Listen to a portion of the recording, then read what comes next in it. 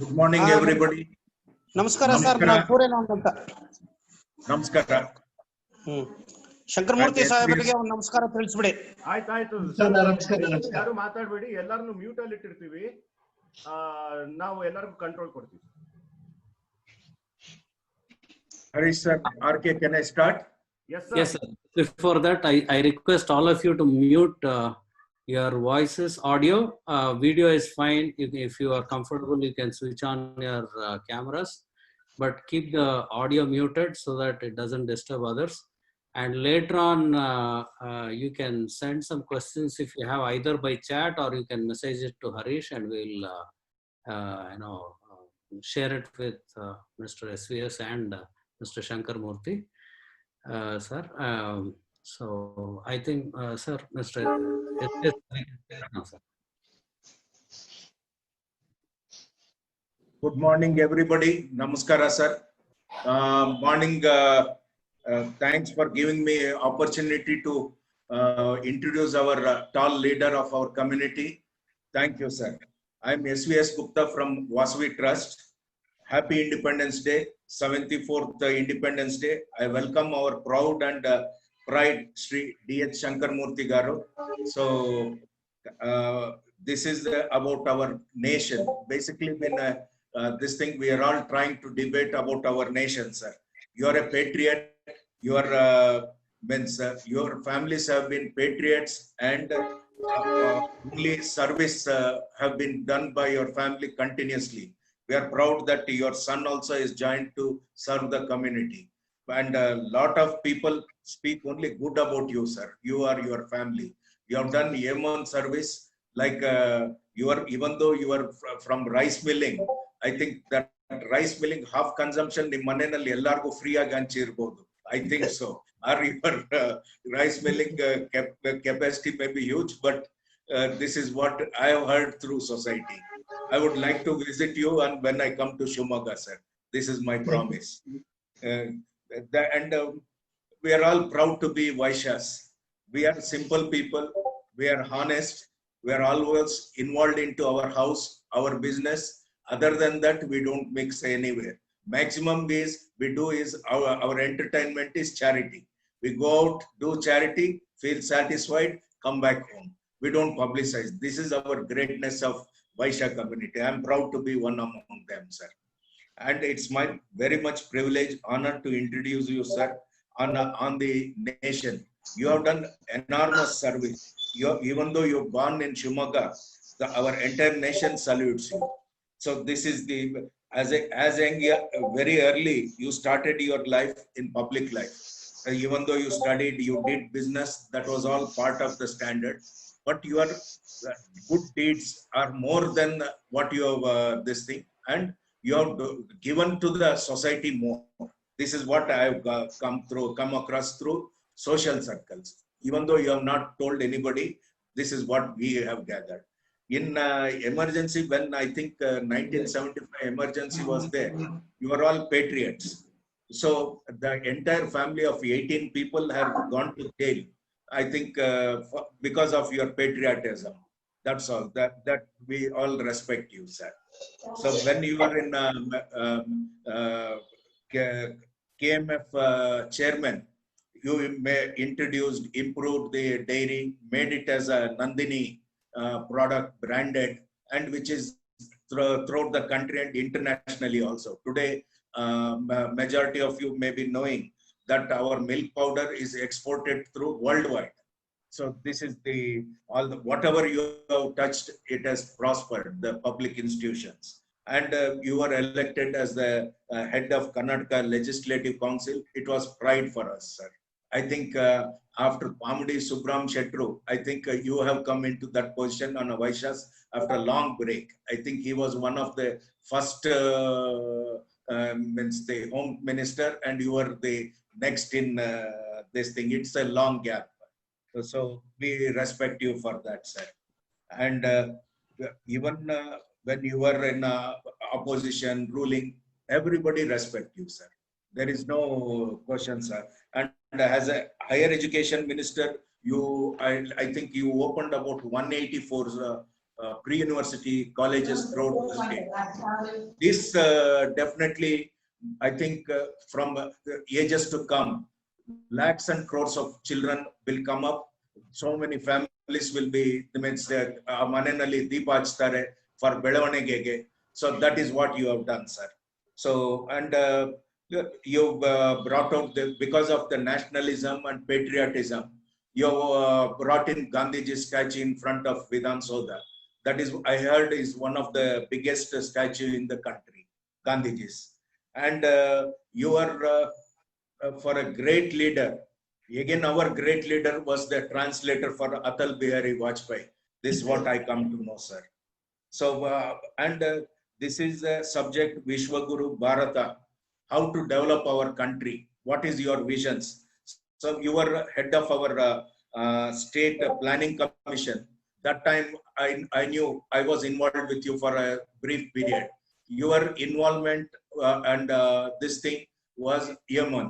You brought in a lot of new things you wanted to develop. That time I knew I was involved with you for this thing. Once I think you, sir, you must have forgotten. For some subject we were thinking very expensive. Later on, when you met somebody and you came to know the cost is less, you called me around 11 o'clock in the night. I said, this cost is less, we should do this.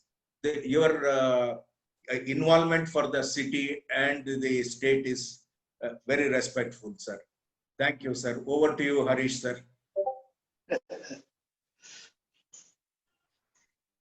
Sir, ಇವಾಗ ನೀವು ಪ್ರಾರಂಭ ಮಾಡ್ಬೋದು sir.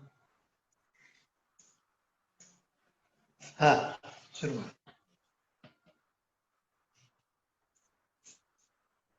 ಶುರು ಮಾಡಿ sir. ಎಲ್ಲರಿಗೂ ನಮಸ್ಕಾರ. ಬಂಧುಗಳೇ, ಇವತ್ತು ಒಂದು ರೀತಿಯಲ್ಲಿ ನಾವೆಲ್ಲರೂ ಹೆಮ್ಮೆ ಪಡ್ತಕ್ಕಂಥ ದಿವಸ. ನಿನ್ನೆ ದಿವಸ ತಾನೇ ಭಾರತ ಸ್ವಾತಂತ್ರ್ಯ ಬಂದು 73 ವರ್ಷಗಳು ತುಂಬಿತು.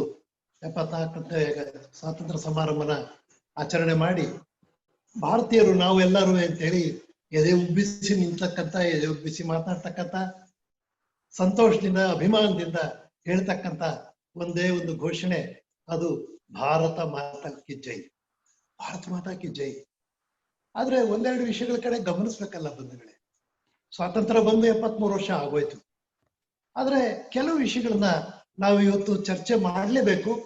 ಚರ್ಚೆ ಮಾಡಿ ಅದಕ್ಕೆ ಹೆಮ್ಮೆ ಪಡುವಂಥದ್ದು ಹೆಮ್ಮೆ ಪಡಬೇಕು, ದುಃಖ ಪಡೋದಕ್ಕೆ ದುಃಖ ಪಡಬೇಕು, ಬದಲಾವಣೆಗಳನ್ನ ಮಾಡೋದಕ್ಕೆ ನಿರೀಕ್ಷೆ ಮಾಡಬೇಕು, ಚರ್ಚೆ ಮಾಡಬೇಕು. ಇದು ಬಹಳ ಅವಶ್ಯಕ. ಭಾರತ ಬಹಳಷ್ಟು ಜನ ಅಂದ್ರೆ ಕೆಲವರು ಅಂತ ಹೇಳ್ಬೋದು, ನಂಬರ್ ಕಡಿಮೆ ಇದೆ ಅವ್ರದ್ದು. ಅವ್ರೇನ್ ತಿಳಿದ್ರು, ಭಾರತ ಬಂದದ್ದೇ 1947 ಆಗಸ್ಟ್ 15 ಜನ್ಮ ತಾಳ್ತದೆ. ಇಲ್ಲ ಬಂಧುಗಳೇ, ಭಾರತದ ಇತಿಹಾಸ ಸಾವಿರಾರು ವರ್ಷದ್ದು. ಭಾರತದ ಹಿಂದಿನ ಇತಿಹಾಸ ತೆಗೆದು ನೋಡಿದ್ರೆ, ಹೆಕ್ಕಿ ತೆಗೆದ್ರೆ, ಭಾರತ ಪ್ರಪಂಚದಲ್ಲೇನೆ ಅತ್ಯದ್ಭುತ ರಾಷ್ಟ್ರವಾಗಿತ್ತು.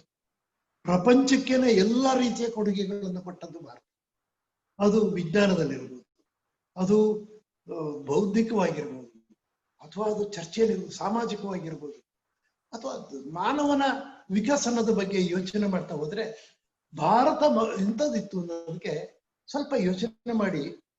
ಬಹಳ ಬಹಳ ಹಾಳಿದಲ್ಲ, ಸಾವಿರಾರು ವರ್ಷದಲ್ಲ, ಕೆಲವು ನೂರುಗಳು ವರ್ಷಗಳ ಕೆಳಗೆ ಭಾರತದಲ್ಲಿ ವಿಶ್ವವಿದ್ಯಾನಿಲಯಗಳು ಹೇಗಿದ್ವು. ಪ್ರಪಂಚದ ಎಲ್ಲ ಜನ, ಎಲ್ಲ ದೇಶಗಳ ಜನ ಬಂದು ಆ ವಿಶ್ವವಿದ್ಯಾನಿಲಯಗಳಲ್ಲಿ ಪಾಠ ಕಲಿತಾ ಇದ್ರು, ಓದ್ತಾ ಇದ್ರು. ಮತ್ತು ಭಾರತ ಏನೇನು ಮಾತುಗಳನ್ನು ಹೇಳ್ತು, ಒಂದೆರಡು. ಮತ್ತು ಭಾಷೆ, ಸಂಸ್ಕೃತ ಭಾಷೆ ಬಗ್ಗೆ ಬಹುಶಃ ಭಾರತೀಯರಿಗೆ ಈಗ ಅರಿವಿಲ್ಲ, ಅದನ್ನು ಬೇರೆಯವರು ಅರ್ಥ ಮಾಡ್ಕೊತಾ ಇದ್ದಾರೆ. ಸಂಸ್ಕೃತ ಭಾಷೆ ಅಂದ್ರೆ ಏನು, ಅದರ ವೈಜ್ಞಾನಿಕ ಸೃಷ್ಟಿ ಹೇಗೆ ಅಂತ ಹೇಳಿ. ಸಂಸ್ಕೃತದಿಂದ ಬಂದಂತ ಭಾರತ. ಕನ್ನಡದ ಬಗ್ಗೆನೂ ನಾನು ನಂತರ ಒಂದೆರಡು ಮಾತುಗಳನ್ನ ಆಮೇಲೆ ತಿಳಿಸ್ತೀನಿ. ಅಂದ್ರೆ ಭಾಷೆಯಲ್ಲಿ ಇರ್ಬೋದು. ಮತ್ತು ಸರ್ವೇ ಜನೋ ಸುಖಿನೋ ಭವಂತು ಅಂತಕ್ಕಂಥ ಘೋಷವಾಕ್ಯ ಕೊಟ್ಟದ್ದು ಭಾರತ. ಪ್ರಪಂಚದ ಯಾವುದೇ ರಾಷ್ಟ್ರ ಈ ಘೋಷವಾಕ್ಯ ಕೊಟ್ಟಿಲ್ಲ. ಎಲ್ಲರೂ ಸುಖವಾಗಿರ್ಬೇಕು, ಎಲ್ಲರೂ ಸಮಾನರು, ಒಂದು ವಿದ್ಯೆ ಅಂತಕ್ಕಂಥದ್ದು ಎಲ್ಲರಿಗೂ ಸಿಗಬೇಕು ಅಂತ ಹೇಳಿ ವಿಶ್ವ ಗುರುವಿನ ಸ್ಥಾನದಲ್ಲಿ ಭಾರತ ಇತ್ತು. ಹೇಳ್ತಾರೆ, ಹಳೆದೆಲ್ಲ ತಗೊಂಡು ಏನ್ ಮಾಡೋದಕ್ಕೆ ಬರ್ತಲ್ಲ, ಆಗೋಯ್ತಲ್ಲ ಅಂತ. ಕೆಲವರು ಇಲ್ಲ, ಸುಳ್ಳು ಅಂತಲೂ ಹೇಳ್ತಾರೆ. ಸುಳ್ಳು ಅಂತ ಹೇಳೋರ್ನ ನಾವು ಪಕ್ಕಕ್ಕೆ ಇಡೋಣ, ಅವ್ರ ಬಗ್ಗೆ ಏನು ಬಹಳ ಚರ್ಚೆ ಮಾಡೋದು ಬೇಡ. ಕಾರಣ ಅಂದ್ರೆ ಅವರಿಗೆ ಯಾವುದೂ ಒಳ್ಳೇದನ್ನ ಅರ್ಥ ಮಾಡ್ಕೊಳಕ್ಕೆ ಒಪ್ಕೊಳ್ಳಕ್ಕೆ ಅವ್ರು ತಯಾರಿಲ್ಲ. ಆದ್ರೆ ಆಗಿತ್ತು ಅನ್ನೋ ಪದ ನಾನು ಉಪಯೋಗಿಸ್ತಾ ಇದ್ದೇನೆ. ಭಾರತ ವಿಶ್ವಕ್ಕೆ ಗುರುವಾಗಿತ್ತು ಅಂತ ಹೇಳತಕ್ಕಂಥ ಪದ. ಹಾಗಾದ್ರೆ ಏನಾಯ್ತು ನೋಡಿ, ಮಾನವನ ಇತಿಹಾಸ ತೆಗೆದು ನೋಡೋಣ ಹೇಗಿದೆ ಅನ್ನೋದಕ್ಕೆ ನಾನು ಒಂದೆರಡು ಸಣ್ಣ ಉದಾಹರಣೆಗಳನ್ನು ಕೊಡ್ತೇನೆ. ನನ್ನ ಜೀವನದೊಳಗೆ ಸುಮಾರು 40-45 ದೇಶಗಳಲ್ಲಿ ವಿದೇಶಗಳಲ್ಲಿ ಪ್ರಯಾಣ ಮಾಡಿದ್ದೇನೆ, ಹೋಗಿ ಬಂದಿದ್ದೇನೆ. ನಂದೊಂದು ಸ್ವಭಾವ, ಯಾವುದೇ ದೇಶಕ್ಕೆ ಹೋಗುವಾಗ ಆ ದೇಶದ ಇತಿಹಾಸ ಸ್ವಲ್ಪ ಹಳೆಯದನ್ನೆಲ್ಲ ತಿಳ್ಕೊಂಡು ಹೋಗೋದು. ಒಂದು ಉದಾಹರಣೆ ಮಾತ್ರ, 1 ಅಥವಾ 2 ಉದಾಹರಣೆ ಕೊಡೋದಕ್ಕೆ ಇಷ್ಟಪಡ್ತೇನೆ. ನಾನು ಈಜಿಪ್ಟಿಗೆ ಹೋಗಿದ್ದೆ. ಈಜಿಪ್ಟ್ನೊಳಗೆ ನಿಮ್ಗೆಲ್ಲ ಗೊತ್ತಿದೆ, ಪಿರಮಿಡ್ ನೋಡಕ್ ಹೋದೆ. ಪಿರಮಿಡ್ ನೋಡಿದೆ, ಅಲ್ಲಿ ಆ ಮಮ್ಮಿಗಳನ್ನ ನೋಡಿದೆ. ಅವರೆಲ್ಲ ಹೇಳಿದ್ರು 3000 ವರ್ಷಗಳ ಕೆಳಗೆ ಸತ್ತೋದಂತ ಮನುಷ್ಯನ ದೇಹ ಹಾಗೆ ಇಟ್ಟಿದ್ದೇವೆ, ಕೆಟ್ಟಿಲ್ಲ ಅಂತ ಒಂದು ವೈಜ್ಞಾನಿಕ ಪ್ರಗತಿಯನ್ನು ನಾವು ಹೊಂದಿದ್ವಿ ಅಂತ. ನಾನು ಈಜಿಪ್ಟ್ಗೆ ಅದನ್ನೆಲ್ಲ ತಿಳ್ಕೊಂಡು ಹೋಗಿದ್ದೆ. ಅಲ್ಲಿದ್ದ ನನ್ನ ಗೈಡ್ಗೆ ಮತ್ತು ಅಲ್ಲಿದ್ದಂತ ಪ್ರೊಫೆಸರ್ಗೆ ಕೇಳಿದೆ, ಅಲ್ಲಪ್ಪ ಅದೆಲ್ಲ ಸರಿ, ಅದು ಅಂತ ಅದ್ಭುತವಾದಂತ ವೈಜ್ಞಾನಿಕವಾಗಿ ಮುಂದುವರೆದಿರುವಂತ ಈಜಿಪ್ಟ್ ಈಗ ಎಲ್ಲಿದೆ? ಈಗ ನೀವು ಅವತ್ತಿನ ಭಾಷೆ ಮಾತಾಡ್ತೀರಾ? ನೀವು ಅವತ್ತಿನ ಜನ ಉಡ್ತಾ ಇದ್ದಂತ ಉಡುಪುಗಳನ್ನ ಹಾಕೋತೀರಾ? ಅವತ್ತಿನ ಜನ ತಿಂತಾ ಇದ್ದಂತ ಆಹಾರ ತಿಂತೀರಾ? ಅವತ್ತಿದ್ದಂತ ಧರ್ಮವನ್ನ ನೀವು ದೇವತೆಗಳನ್ನ ನೀವು ಪೂಜೆ ಮಾಡ್ತೀರಾ ಅಂತ ಕೇಳಿ, ಇಲ್ಲ ಸ್ವಾಮಿ ಎಲ್ಲ ಹೋಯ್ತು, ಈಗ ನಾವು ಬೇರೆನೆ ಅಂದ್ರು. ಯಾಕೆ ಹೋಯ್ತು ಅಂತ ಕೇಳಿದೆ. ಇಲ್ಲ, ನಮ್ಮ ದೇಶದ ಮೇಲೆ ಆಕ್ರಮಣ ಆಗೋಯ್ತು, ಪರಕೀಯರ ಆಕ್ರಮಣ ಆಗಿ ಎಲ್ಲ ಕಳ್ಕೊಂಡ್ವಿ. ಈ ಮಾತು ಬಹಳಷ್ಟು ದೇಶಗಳಲ್ಲಿ, ಇನ್ನೊಂದು ಮಾತು ಹೆಸರು ಮಾತ್ರ ಹೇಳ್ತೀನಿ, ಗ್ರೀಸ್. ಅಲ್ಲಿಗೆ ಹೋದಾಗ್ಲೂ ಇದೇ ಅನುಭವ ನನಗೆ. ನಾನು ವಾಪಸ್ ಬಂದೆ ಮತ್ತು ಅಲ್ಲಿದ್ದಾಗಲೇ ಕೆಲವರಿಗೆ ಹೇಳಿದೆ, ಭಾರತದಲ್ಲೂ ಈ ರೀತಿ 1000 ವರ್ಷ ಇತಿಹಾಸ ಇರ್ತಕ್ಕಂಥ ದೇವ ಮಂದಿರಗಳಿದ್ದಾವೆ, ಇತಿಹಾಸ ಇದೆ, ವಿಷಯ ಇದೆ, ಉತ್ಖನನ ಮಾಡಿದಾಗ ಸಿಗ್ತಕ್ಕಂಥ ಸಂಗತಿಗಳು ಸಿಗತ್ತೆ. 3000 ವರ್ಷದ ಹಳೆಯ ವಿಗ್ರಹಗಳು ಪತ್ತೆ ಆಗ್ತದೆ ನಮ್ಮಲ್ಲಿ, ಇದೆಲ್ಲ ಆಗಿದೆ. ಆದರೆ ಭಾರತದ ಮೇಲೂ ಆಕ್ರಮಣ ಆಗಿತ್ತು. ಎಷ್ಟು? ಹೂಣರು, ಶಕರು, ಮೊಘಲರು, ಬ್ರಿಟಿಷರು, ಡಚ್ಚರು, ಪೋರ್ಚುಗೀಸರು, ಫ್ರೆಂಚರು, ಯಾರು ಪ್ರಪಂಚದ ಯಾರ ಹೆಸರು ಹೇಳ್ತೀರಾ? ಎಲ್ಲರೂ ಬಂದು ಆಕ್ರಮಣ ಮಾಡಿದ್ದಾರೆ. ಅದಕ್ಕೆ ಬೇರೆ ಯೋಚನೆ ಮಾಡಿ ಆಮೇಲೆ ಹೇಳ್ತೀನಿ ನಾನು. ಆ ಆಕ್ರಮಣದ ಫಲವಾಗಿ ನಾವು ಅವರ ಗುಲಾಮರಾಗಿ ಬಿಟ್ವಿ. ಅವ್ರು ಹೇಗೆ ಈಜಿಪ್ಟರಾದ್ರು ನಾವು ಹಾಗೆ ಆದ್ವಿ. ನಾವು ಅವ್ರ ಕೈ ಕೆಳಗೆ ಬಾಳಿದ್ವಿ. ಸುಮಾರು 800-1000 ವರ್ಷಗಳ ಕಾಲ ಬೇರೆ ದೇಶಗಳು ನಮ್ಮನ್ನ ಆಳಿದ್ರು. ಆದ್ರೆ ಭಾರತದಲ್ಲಿ ಇವತ್ತು ಸ್ವಲ್ಪ ಯೋಚನೆ ಮಾಡಿ ಒಂದು ಅಂದಾಜು ನಾನು ನಿಮಗೆ ನಿಮ್ಮ ಗಮನಕ್ಕೆ ತರೋದಕ್ಕೆ ಇಷ್ಟಪಡ್ತೇನೆ. ಒಂದು ಹೇಳ್ತೇನೆ, ಮಹಾಭಾರತ ಯುದ್ಧ ಆಗಿದ್ದು ಸುಮಾರು 55,000 ವರ್ಷ ಕೆಳಗೆ ಅಂತ ಎಲ್ಲರೂ ವಿಶ್ಲೇಷಣೆ ಮಾಡ್ತಾರೆ. ಮಹಾಭಾರತ ಯುದ್ಧ ಆಗಿ 5,000 ವರ್ಷ ಆಯ್ತು. ಮಹಾಭಾರತ ಯುದ್ಧ ಆಗೋದಕ್ಕೆ ಬಹಳಷ್ಟು ಕಾರಣಗಳು. ಅದರಲ್ಲಿ ಒಂದು ನೋಡಿ, ಈಗಂತೂ ನೀವೆಲ್ಲ ಮಹಾಭಾರತದ ಸೀರಿಯಲ್ ಎಲ್ಲ ನೋಡ್ತಾ ಇದ್ದೀರಾ. ಒಂದು ಪ್ರಮುಖ ಕಾರಣ ದ್ರೌಪದಿಯ ವಸ್ತ್ರಾಪರಣ. ದ್ರೌಪದಿಯ ವಸ್ತ್ರಾಪರಣ ಅನ್ನೋದಕ್ಕಿಂತ ಅವತ್ತು ನಡೆದಂತ ಘಟನೆ ಏನು, ದುಶ್ಯಾಸನ ಏನು ಮಾಡ್ದ, ದ್ರೌಪದಿ ಹುಟ್ಟಿದ್ದ ಸೀರೆಯನ್ನು ಸೆಳೆಯುವುದಕ್ಕೆ ಪ್ರಯತ್ನ ಮಾಡ್ದ. ಹಾಗಾದ್ರೆ ದ್ರೌಪದಿ ಹುಟ್ಟಿದ ಏನ್ ಬಟ್ಟೆ? ಸೀರೆ. ಇವತ್ತು ನಿಮ್ಮ ಕಣ್ಣು ಮುಂದೆ ಅಕ್ಕಪಕ್ಕದಲ್ಲಿ ನೋಡಿ, ನಿಮ್ಮ ಮನೇಲಿ ನೋಡಿ, ನಿಮ್ಮ ತಾಯಿ ನೋಡಿ, ನಿಮ್ಮ ಅಜ್ಜಿ ನೋಡಿ, ನಿಮ್ಮ ಸಹೋದರಿಯನ್ನು ನೋಡಿ, ಅವರೆಲ್ಲರೂ ಅದೇ ಸೀರೆ ಉಡ್ತಾ ಇದ್ದಾರೆ ಇವತ್ತು. ಅಂದ್ರೆ ನಮ್ಮಲ್ಲಿ ಹಾಕೊಳ್ಳುವ ಬಟ್ಟೆ ವ್ಯತ್ಯಾಸ ಆಗ್ಲಿಲ್ಲ. ಪ್ರಭು ಶ್ರೀರಾಮಚಂದ್ರ ಲಂಕೆಗೆ ಹೋಗೋಕ್ ಮುಂಚೆ ಅವನು ತುದಿ ನಮ್ಮ ತಮಿಳುನಾಡಿನ ತುದಿಯಲ್ಲಿ ರಾಮೇಶ್ವರಕ್ಕೆ ಬಂದಾಗ ಅಲ್ಲಿ ಈಶ್ವರನ ಲಿಂಗಕ್ಕೆ ಪೂಜೆ ಮಾಡಿದ. ಪ್ರಭು ಶ್ರೀರಾಮಚಂದ್ರನ ದಿವಸ ಯಾವತ್ತು ಸ್ವಾಮಿ ಗೊತ್ತೇ ಇಲ್ಲ ಯಾರಿಗೂ. ಮಹಾಭಾರತನ 5,000 ಆದರೆ ರಾಮಚಂದ್ರ ಎಷ್ಟು ವರ್ಷದಕ್ಕೆ 1000 ವರ್ಷ ಕೆಳಗೆ. ಆದ್ರ ಪ್ರಭು ಶ್ರೀರಾಮಚಂದ್ರ ಪೂಜೆ ಮಾಡಿದ್ದು ಶಿವಲಿಂಗ. ನೀವು ನಿಮ್ಮ ಮನೆಯಲ್ಲಿ ಇವತ್ತು ಬೆಳಿಗ್ಗೆ ಅದೇ ಶಿವಲಿಂಗನ ಪೂಜೆ ಮಾಡಿ. ಆದ್ರೆ ಆ ಪೂಜೆ ಪದ್ಧತಿ ವ್ಯತ್ಯಾಸ ಆಗ್ಲಿಲ್ಲ. ಭಾಷೆ, ಸಂಸ್ಕೃತ ಇವತ್ತು ಬಹಳ ಜನ ಅದು ಸತ್ತೋಗಿದೆ ಅಂದ್ರು, ಆದ್ರೆ ಇವತ್ತು ಬದುಕಿದೆ. ನಮ್ಮ ಭಾಷೆಗಳಲ್ಲೇ ಬದುಕಿಬಿಟ್ಟಿದೆ. ಕನ್ನಡದಲ್ಲಿ ಸಂಸ್ಕೃತ, ತಮಿಳಿನಲ್ಲಿ ಸಂಸ್ಕೃತ, ಮಲಯಾಳಂನಲ್ಲಿ ಸಂಸ್ಕೃತ, ಹಿಂದಿಯಲ್ಲಂತೂ ಸಂಸ್ಕೃತ. ಈ ರೀತಿ ಭಾಷೆ, ವೇಷಭೂಷಣ, ನಮ್ಮ ನಂಬಿಕೆಗಳು, ನಮ್ಮ ದೇವತೆಗಳು ಯಾವುದು ಬದಲಾವಣೆ ಆಗ್ಲಿಲ್ಲ. ಇದಕ್ಕೆ ಕಾರಣ ಏನು? ಏನ್ ಕಾರಣ? ನಮ್ಮೆಲ್ಲ ಆಕ್ರಮಣ ಆಗ್ಲೇ ಇಲ್ವಾ? ನಮ್ಮ ದೇಶದ ಮೇಲೆ ಇಸ್ಲಾಂ ಆಕ್ರಮಣ ಆದಾಗ ನಮ್ಮ ಧರ್ಮದ ಮೇಲೆ, ಮತ್ತು ನಮ್ಮ ದೇಶದ ಮೇಲೆ ಬ್ರಿಟಿಷರ ಆಕ್ರಮಣ ಆಗಿ ಅವರ ಆಡಳಿತ ಬಂದ ಮೇಲೆ ನಮ್ಮ ನಂಬಿಕೆಗಳ ಮೇಲೆ ಅಲ್ಲಾಡುವ ಹಾಗೆ ಮಾಡಿಬಿಟ್ರು. ಹಾಗಾಗಿ ನಮಗೆ ಅನ್ನಿಸ್ತು ನನಗೆ ನೆನಪಿರೋ ಹಾಗೆ ಸ್ಕೂಲ್ ದಿನಗಳು, ಆಗ ತಾನೇ ನಮಗೆ ಸ್ವಾತಂತ್ರ್ಯ ಬಂದ ದಿನಗಳು, ಒಮ್ಮೆ ನಾನು ಏನೋ ಒಂದು ಕಾರ್ಯಕ್ರಮ ಮಾಡಬೇಕು ಅಂತ ಹೇಳಿ ಆಸೆ ಪಟ್ಟು ಹೆಡ್ ಮಾಸ್ಟರ್ ಹತ್ರ ಹೋದಾಗ, ಹೈಸ್ಕೂಲ್ ನಲ್ಲಿ ಓದಿದ್ದಾಗ, ಆಗ ಅವರೊಂದು ಮಾತು ಹೇಳಿದ ನನಗೆ ಈಗಲೂ ನೆನಪಿದೆ. ಅಷ್ಟು ದೊಡ್ಡ ಕಾರ್ಯಕ್ರಮ, ನಾನೊಂದು ಇದೇ ರೀತಿ ಸ್ವಾತಂತ್ರ್ಯ ಸಮಾರಂಭದ ಒಂದು ಕಾರ್ಯಕ್ರಮ ಮಾಡಬೇಕು ಅಂತ ಆಸೆ ಪಟ್ಟಿದ್ದೆ. ಅವರು ಹೇಳಿದ್ರು, after all we are Indians, ಬೇಡಪ್ಪ ನೀನ್ ಅವೆಲ್ಲ ಮಾಡ್ಬೇಡ. ಆದ್ರೆ ಇವತ್ತು ಎಲ್ಲಿಗೆ ಬಂದು ನಿಂತಿದ್ದೇವೆ ನೋಡಿ. ನಮ್ಮ ಮಕ್ಕಳಿಗೆ ಹೇಳಿ ನೋಡೋಣ, after all we are Indians ಅಂದ್ರೆ ಒಂದು ಮಗು ಎದ್ದು ನಿಂತು ಎಸ್ ವಿ ಆರ್ ಇಂಡಿಯನ್ಸ್ ಅಂತ ಹೇಳಿ ಧೈರ್ಯದಿಂದ ನಂಬಿಕೆಯಿಂದ ಎದ್ದು ನಿಂತು ಹೇಳೋ ದೃಶ್ಯನ ನಾನು ನನ್ನ ಜೀವನದಲ್ಲೇ ನೋಡಿ ಸಾರ್ಥಕಗೊಂಡಿದ್ದೇನೆ. ಎಸ್ ವಿ ಆರ್ ಇಂಡಿಯನ್ಸ್, ನಾವು ಭಾರತೀಯರು. ಇಷ್ಟೇ ಬರೇ ಘೋಷಣೆ ಮಾಡಿದ್ರೆ ಸಾಕ? ಹಳೆಯದನ್ನ ನೆನಪು ಮಾಡಿಕೊಂಡು ಹಳೆಯದರ ಹತ್ತಿರ ನಾವು ಹೋಗತಕ್ಕಂಥ ಪ್ರಯತ್ನ ನಾವು ಮಾಡ್ಬೇಕು ಅಂತಕ್ಕಂಥದ್ದು ನನ್ನ ಆಸೆ. ಅದಕ್ಕಾಗಿ ನಾವೆಲ್ಲರೂ ಸ್ವಲ್ಪ ಯೋಚನೆ ಮಾಡ್ಬೇಕು. ಏನು ನಡೀತು, ಹೇಗೆ ನಡೀತು, ಭಾರತ ನಡೆದು ಬಂದ ಹಾದಿ ಏನು, ಭಾರತದ ಪರಂಪರೆ ಏನು, ಭಾರತದ ಇತಿಹಾಸ ಏನು, ಭಾರತೀಯರು ನಾವು ಏನಕ್ಕೆ ಹೆಮ್ಮೆ ಪಡ್ಬೇಕು, ಇದನ್ನೆಲ್ಲ ನಾವು ಅರ್ಥ ಮಾಡ್ಕೋಬೇಕು. ನೋಡಿ, ಬಹಳಷ್ಟು ಜನಕ್ಕೆ ನಾನು ಬಹಳ ಹಿಂದೆ ನಾ ಜನಸಂಘದಲ್ಲಿ ನಾನು ಪ್ರಧಾನ ಕಾರ್ಯದರ್ಶಿ ಆಗಿದ್ದಾಗ ಒಮ್ಮೆ ಒಂದು ಶಾಲೆಯಲ್ಲಿ ಮಾತಾಡ್ತಕ್ಕಂಥ ಅವಕಾಶ ಸಿಕ್ಕಿತ್ತು. ಆಗ ನಾನು ಹೇಳಿದ್ದೆ, ಭಾರತ ವಿಶ್ವಗುರು ಆಗೋದಕ್ಕೆ ಅವಕಾಶ ಇದೆ, ನಾವೆಲ್ಲರೂ ಕಂಡು ಹಿಡಿದಿದ್ದೇವೆ, ಮಾಡಿದ್ದೇವೆ ಅಲ್ಲಿ. ಆಗ SSLC ಓದ್ತಾ ಇದ್ದ ಹೆಣ್ಣು ಮಗಳು ನನಗೆ ಎದ್ದು ನಿಂತು ಹೇಳಿದ್ದು, ಹೌದು ಸರ್, 0 ಕಂಡು ಹಿಡಿದಿದ್ದು ನಾವು ಭಾರತೀಯರು, ಅವರು ಇಂಗ್ಲೆಂಡ್ನವರೆಲ್ಲ ನಮ್ದು ಅಂತ ಅನ್ಕೊಂಡ್ಬಿಟ್ಟಿದ್ದಾರೆ, ಸರಿ ಮಾಡ್ಬೇಕು ಸರ್ ಅಂತ ಹೇಳಿದ್ದು. ಆ ಹುಡುಗಿ ಮುಖ ಈಗಲೂ ನನಗೆ ನೆನಪಿದೆ. ಅಂದ್ರೆ 0 ಕಂಡು ಹಿಡಿದದ್ದು ಯಾರು? ನಾವು. ಇವತ್ತಿನ ದಿನ ಈ ಪ್ರಪಂಚದಲ್ಲಿ ವೈಜ್ಞಾನಿಕವಾಗಿ ಮಾತನಾಡೋದಕ್ಕೆ ಶಕ್ತಿ ಇರೋದು ಯಾರಿಗೆ ಸ್ವಾಮಿ? ನಿಮ್ಮ ಮನೆಯಲ್ಲಿ ಮದುವೆ ಆಗ್ಬೇಕು ಅಂದ್ರೆ ಯಾರ್ದೋ ಮುಗೋದು, ಅಥವಾ ಏನೋ ಒಂದು ಇದಾಗಬೇಕು ಅಂದ್ರೆ ಪಂಚಾಂಗ ತೆಗೆದು ನೋಡೋಣ ಅಂತೀರ. ಯಾರು ಸ್ವಾಮಿ ಪಂಚಾಂಗ ಬರೆಯೋದು? ಅವ್ರಿಗೆ ಏನ್ ಕಂಪ್ಯೂಟರ್ ಇತ್ತ ಅವ್ರ ಕೈಯಲ್ಲಿ? ಲೆಕ್ಕ ಹಾಕೋದಿಕ್ಕೆ ಅವ್ರಿಗೆ ಏನ್ ಲೆಕ್ಕ ಬಹಳ ದೊಡ್ಡದಿತ್ತ? ಪಂಚಾಂಗಗಳನ್ನ ಬರೆದಂತವ್ರು ನಮ್ಮ ಸಾಮಾನ್ಯ ಜನ. ಹೇಗೆ ಬರೆದ್ರು? ಪ್ರಪಂಚದಲ್ಲಿ ಬೇರೆಯವರು ಯಾಕೆ ಬರಲಿಲ್ಲ? ನೋಡಿ ಎಲ್ಲಿದೆ ಪ್ರಪಂಚದವರು ಎಲ್ಲರೂ. ಭೂಮಿ ಚಪ್ಪಟೆ ಇದೆ, ಗೋಲಾಕಾರ ಇಲ್ಲ, ಗೋಲಾಕಾರ ಕಲ್ಪನೆ ಇರಲಿಲ್ಲ ಅವ್ರಿಗೆ. ಚಪ್ಪಟೆ ಇದೆ, ನಡ್ಕೊಂಡೋದ್ರೆ ಬಿದ್ದೋಗ್ಬಿಡ್ತೀವಿ ಕೊಡೆ ತುದಿಗೆ ಹೋದ್ರೆ ಅಂತ ಹೇಳಿ ನಂಬಿದ್ದಂತ ಕಾಲ. ಆಗ ಸಹ ಭಾರತದ ಯಾವ ರೀತಿ ಯೋಚನೆಗಳನ್ನು ಮಾಡ್ತಾ ಇದ್ರು, ಮತ್ತು ಭಾರತದ ಭೂಮಿಯ ಸುತ್ತ ಸೂರ್ಯ ತಿರುಗ್ತಾರೆ ಅಂತ ಹೇಳಿ ನಂಬಿ ಬಿಟ್ಟಿದ್ರು ಅವರೆಲ್ಲರೂ. ಅದನ್ನ ಇಲ್ಲ ಅಲ್ಲ ಹಂಗಲ್ಲ ಹಿಂಗೆ ಅಂತ ಹೇಳಿದಂತ ಅವರ ಆ ಕಾಲದ ವಿಜ್ಞಾನಿಗಳನ್ನ ಮನೇಲಿ ಕೂಡ ಹಾಕಿದ್ರು, ಕೊಂದಾಕಿದ್ರು, ಅವ್ರಿಗೆ ಶಿಕ್ಷೆ ಕೊಟ್ಬಿಟ್ರು. ನೀವು ಚರಿತ್ರೆ ನೋಡಿದೀರ ಅನ್ಕೊಳ್ತೀನಿ. ಆದ್ರೆ ಭಾರತೀಯರು ಹಾಗಲ್ಲ. ಎಷ್ಟು ವರ್ಷಗಳ ಹಿಂದೆ, ಸಾವಿರಾರು ವರ್ಷಗಳ ಕೆಳಗೇನೆ ನಮ್ಮ ಜನ ಈ ರೀತಿ ಎಲ್ಲ ವಿಷಯಗಳನ್ನ ಅರ್ಥ ಮಾಡ್ಕೊಂಡಿದ್ರು. ಅದು ಯಾವುದೇ ವಿಷಯ. ದೆಹಲಿಗೆ ಬಹಳಷ್ಟು ಜನ ನೀವು ಪ್ರಯಾಣ ಮಾಡ್ತೀರಿ, ಹೋಗಿ ಬರ್ತೀರಿ ನೋಡೋದಕ್ಕೆ. ದೆಹಲಿಯಲ್ಲಿ ಹೋದಾಗ ಆ ಅಶೋಕ ಪಿಲ್ಲರ್, ಒಂದು ನಿಮಿಷ,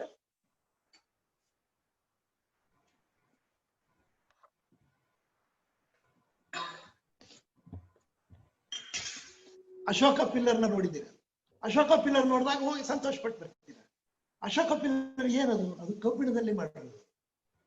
ಮಳೆಗೆ ಬಿಸಿಲಿಗೆ ಹಾಗೆ ಇರುತ್ತೆ. ಎಷ್ಟು ವರ್ಷಗಳಾಯ್ತು ಏನು, ಇನ್ನೂ ತುಕ್ಕು ಹಿಡಿಲಿಲ್ಲ. ತುಕ್ಕು ಹಿಡಿಯದ ಕಬ್ಬಿಣವನ್ನು ಕಂಡು ಹಿಡಿದ ಭಾರತಕ್ಕೆ ಶ್ರೇಯಸ್ಸು ಸಿಗಬೇಕು ಬೇಡ? ಅದನ್ನಂದ್ರೆ ನಾವು ಫಿಸಿಕ್ಸ್ ಅಲ್ಲಿ, ಕೆಮಿಸ್ಟ್ರಿಯಲ್ಲಿ, ಮ್ಯಾಥಮೆಟಿಕ್ಸ್ ನಲ್ಲಿ, ಅಸ್ಟ್ರಾನಮಿಯಲ್ಲಿ ಎಲ್ಲಾದ್ರೂ ಮುಂದೆ ಇದ್ವಿ. ಇಂಥದಿಲ್ಲ ಅಂತದಿಲ್ಲ ಅಂತಲ್ಲ. ನೋಡಿ, ಅವಕಾಶ ಸಿಕ್ಕ ತಕ್ಷಣ ನಮ್ಮ ಇಸ್ರೋದವರ ಸಾಧನೆ ಇವತ್ತು ಪ್ರಪಂಚದಲ್ಲಿ ಎಂತೆಂಥ ಸಾಧನೆಗಳನ್ನು ಮಾಡ್ತಾರೆ. ಅಂದ್ರೆ ಈ ರೀತಿಯ ಸಂಗತಿಗಳನ್ನ ನಾವು ತಿಳ್ಕೊಬೇಕಾದ ಅವಶ್ಯಕತೆ ಇದೆ. ನಾವು ವಿಶ್ವಗುರು ಭಾರತ ಅಂತ ಹೇಳಿದಾಗ ಬಹಳಷ್ಟು ಜನಕ್ಕೆ, ಕೆಲವರು ನನ್ನ ಹಿಂದೆ ನಕ್ಕೋರು ಇದ್ದಾರೆ, ನಾನು ಆ ಕಾಲದಲ್ಲಿ ಹೇಳಿದಾಗ. ಆದ್ರೆ ಮೊನ್ನೆ ನೋಡಿ, ಈ 3-5 ವರ್ಷದ ಕೆಳಗೆ ಜೂನ್ 21 ನೆನಪು ಮಾಡ್ಕೊಳ್ಳಿ. ಜೂನ್ 21 ಭಾರತ ವಿಶ್ವಕ್ಕೆ ಯೋಗದ ಹೇಳ್ಕೊಡ್ತು. ಇವತ್ತು ಇಡೀ ವಿಶ್ವ ಯೋಗ ದಿನ ಆಚರಣೆ ಮಾಡುತ್ತೆ. ಇದಕ್ಕೆ ಭಾರತಕ್ಕೆ ವಿಶ್ವಗುರುವಿನ ಸ್ಥಾನ ಸಿಕ್ಕಿರೋದಕ್ಕೆ ಇದಕ್ಕಿಂತ ದೊಡ್ಡ ಉದಾಹರಣೆ ಬೇಕಾ? ಅಂದ್ರೆ ಮಾನವನ ಮನುಷ್ಯರ ದೇಹ, ಮನಸ್ಸು, ಇವು ಬುದ್ಧಿ, ಇವು ಒಂದಕ್ಕೊಂದು ಅಂಟ್ಕೊಂಡಿದ್ದೇವೆ. ಇದು ಪೂರಕ ಯೋಗದ ಮೂಲಕ ಇದನ್ನೆಲ್ಲ ಸಾಧನೆ ಮಾಡ್ಬೋದು ಅಂತ ಹೇಳಿ ಕಂಡುಹಿಡಿದು ವಿಶ್ವಕ್ಕೆ ತಿಳಿಸಿದವರು ಯಾರು? ಭಾರತೀಯರು. ಇದು ಭಾರತೀಯರು. ಭಾರತದ ವಿಜ್ಞಾನ, ಭಾರತದ ಒಂದು ಪರಂಪರೆ ನೋಡಿ. ಬೇರೇನು ಬೇಡ, ಉಪನಿಷತ್ನೊಳಗೆ ಒಂದು ಮಾತು ಬರುತ್ತೆ, ಚರವೇತಿ ಚರವೇತಿ ಅಂತ ಹೇಳ್ತಾರೆ. ಸ್ವಾಮಿ ಇವತ್ತಿನ ದಿನ ಚರ್ಚೆ ಮಾಡುವಾಗ ನೋಡಿ ಸ್ವಲ್ಪ ಬಂಧುಗಳೇ, ಸ್ವಲ್ಪ ಯೋಚನೆ ಮಾಡಿ. ನಾನು ಹೇಳಿದ್ದೆ ಸತ್ಯ, ನಾನು ಹೇಳಿದ ಅಂತಿಮ, ಇನ್ಯಾವುದೂ ಇಲ್ಲ.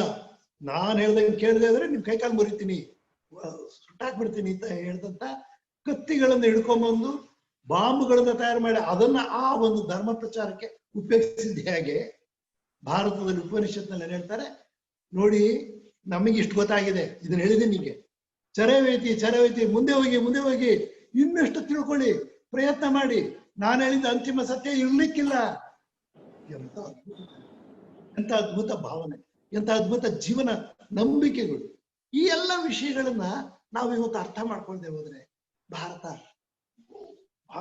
ನಿಜವಾಗ್ಲೂ ಪ್ರಪಂಚಕ್ಕೆ ಏನೇನು ಕೊಡ್ಬೋದು ಎಲ್ಲವನ್ನು ಕೊಟ್ಟಿರ್ತಕ್ಕಂಥ ಭಾರತ. ಇಂಥ ಅದ್ಭುತ ವಿಷಯಗಳು ಹೇಗೆ ಇವತ್ತು ನೋಡಿ ಹೇಗೆ ಮುಂದಕ್ಕೆ ಬಂದಿದೆ. ಇವತ್ತು ಕೊರೋನಾದಿಂದ ತುಂಬಾ ಇಡೀ ಪ್ರಪಂಚ ತೊಂದರೆಯಲ್ಲಿದ್ರೂ ಭಾರತದ ಕಡೆಗೆ ನೋಡ್ತಾ ಇದ್ದಾರೆ ಅನ್ನೋ ಸುದ್ದಿ ನಿಮಗೆ ಕೇಳಿಸ್ತಾ ಇದೆಯಲ್ಲ, ನಿಮ್ಮ ಗಮನಕ್ಕೆ ಬರ್ತಾ ಇದೆಯಲ್ಲ. ಆದ್ರೆ ಭಾರತ ಇವತ್ತು ಪ್ರಪಂಚಕ್ಕೆ ಏನ್ ಬೇಕಾದ್ರೆ ಮಾಡಿತು. ನಿಜ, ನಾವು ಪರಕೀಯರ ಆಳ್ವಿಕೆಯಿಂದ ಬಹಳ ರಾಜಕೀಯವಾಗಿ ನಾವು ಸೋತ ಕಾರಣಕ್ಕಾಗಿ, ಸೈನ್ಯದ ವಶನವಾದ ಕಾರಣಕ್ಕಾಗಿ ನಮ್ಮಲ್ಲಿದ್ದಂತ ಬಹಳಷ್ಟು ವಿಷಯಗಳನ್ನ ನಾವು ಮುಂದುವರ್ಸಕ್ಕಾಗ್ಲಿಲ್ಲ.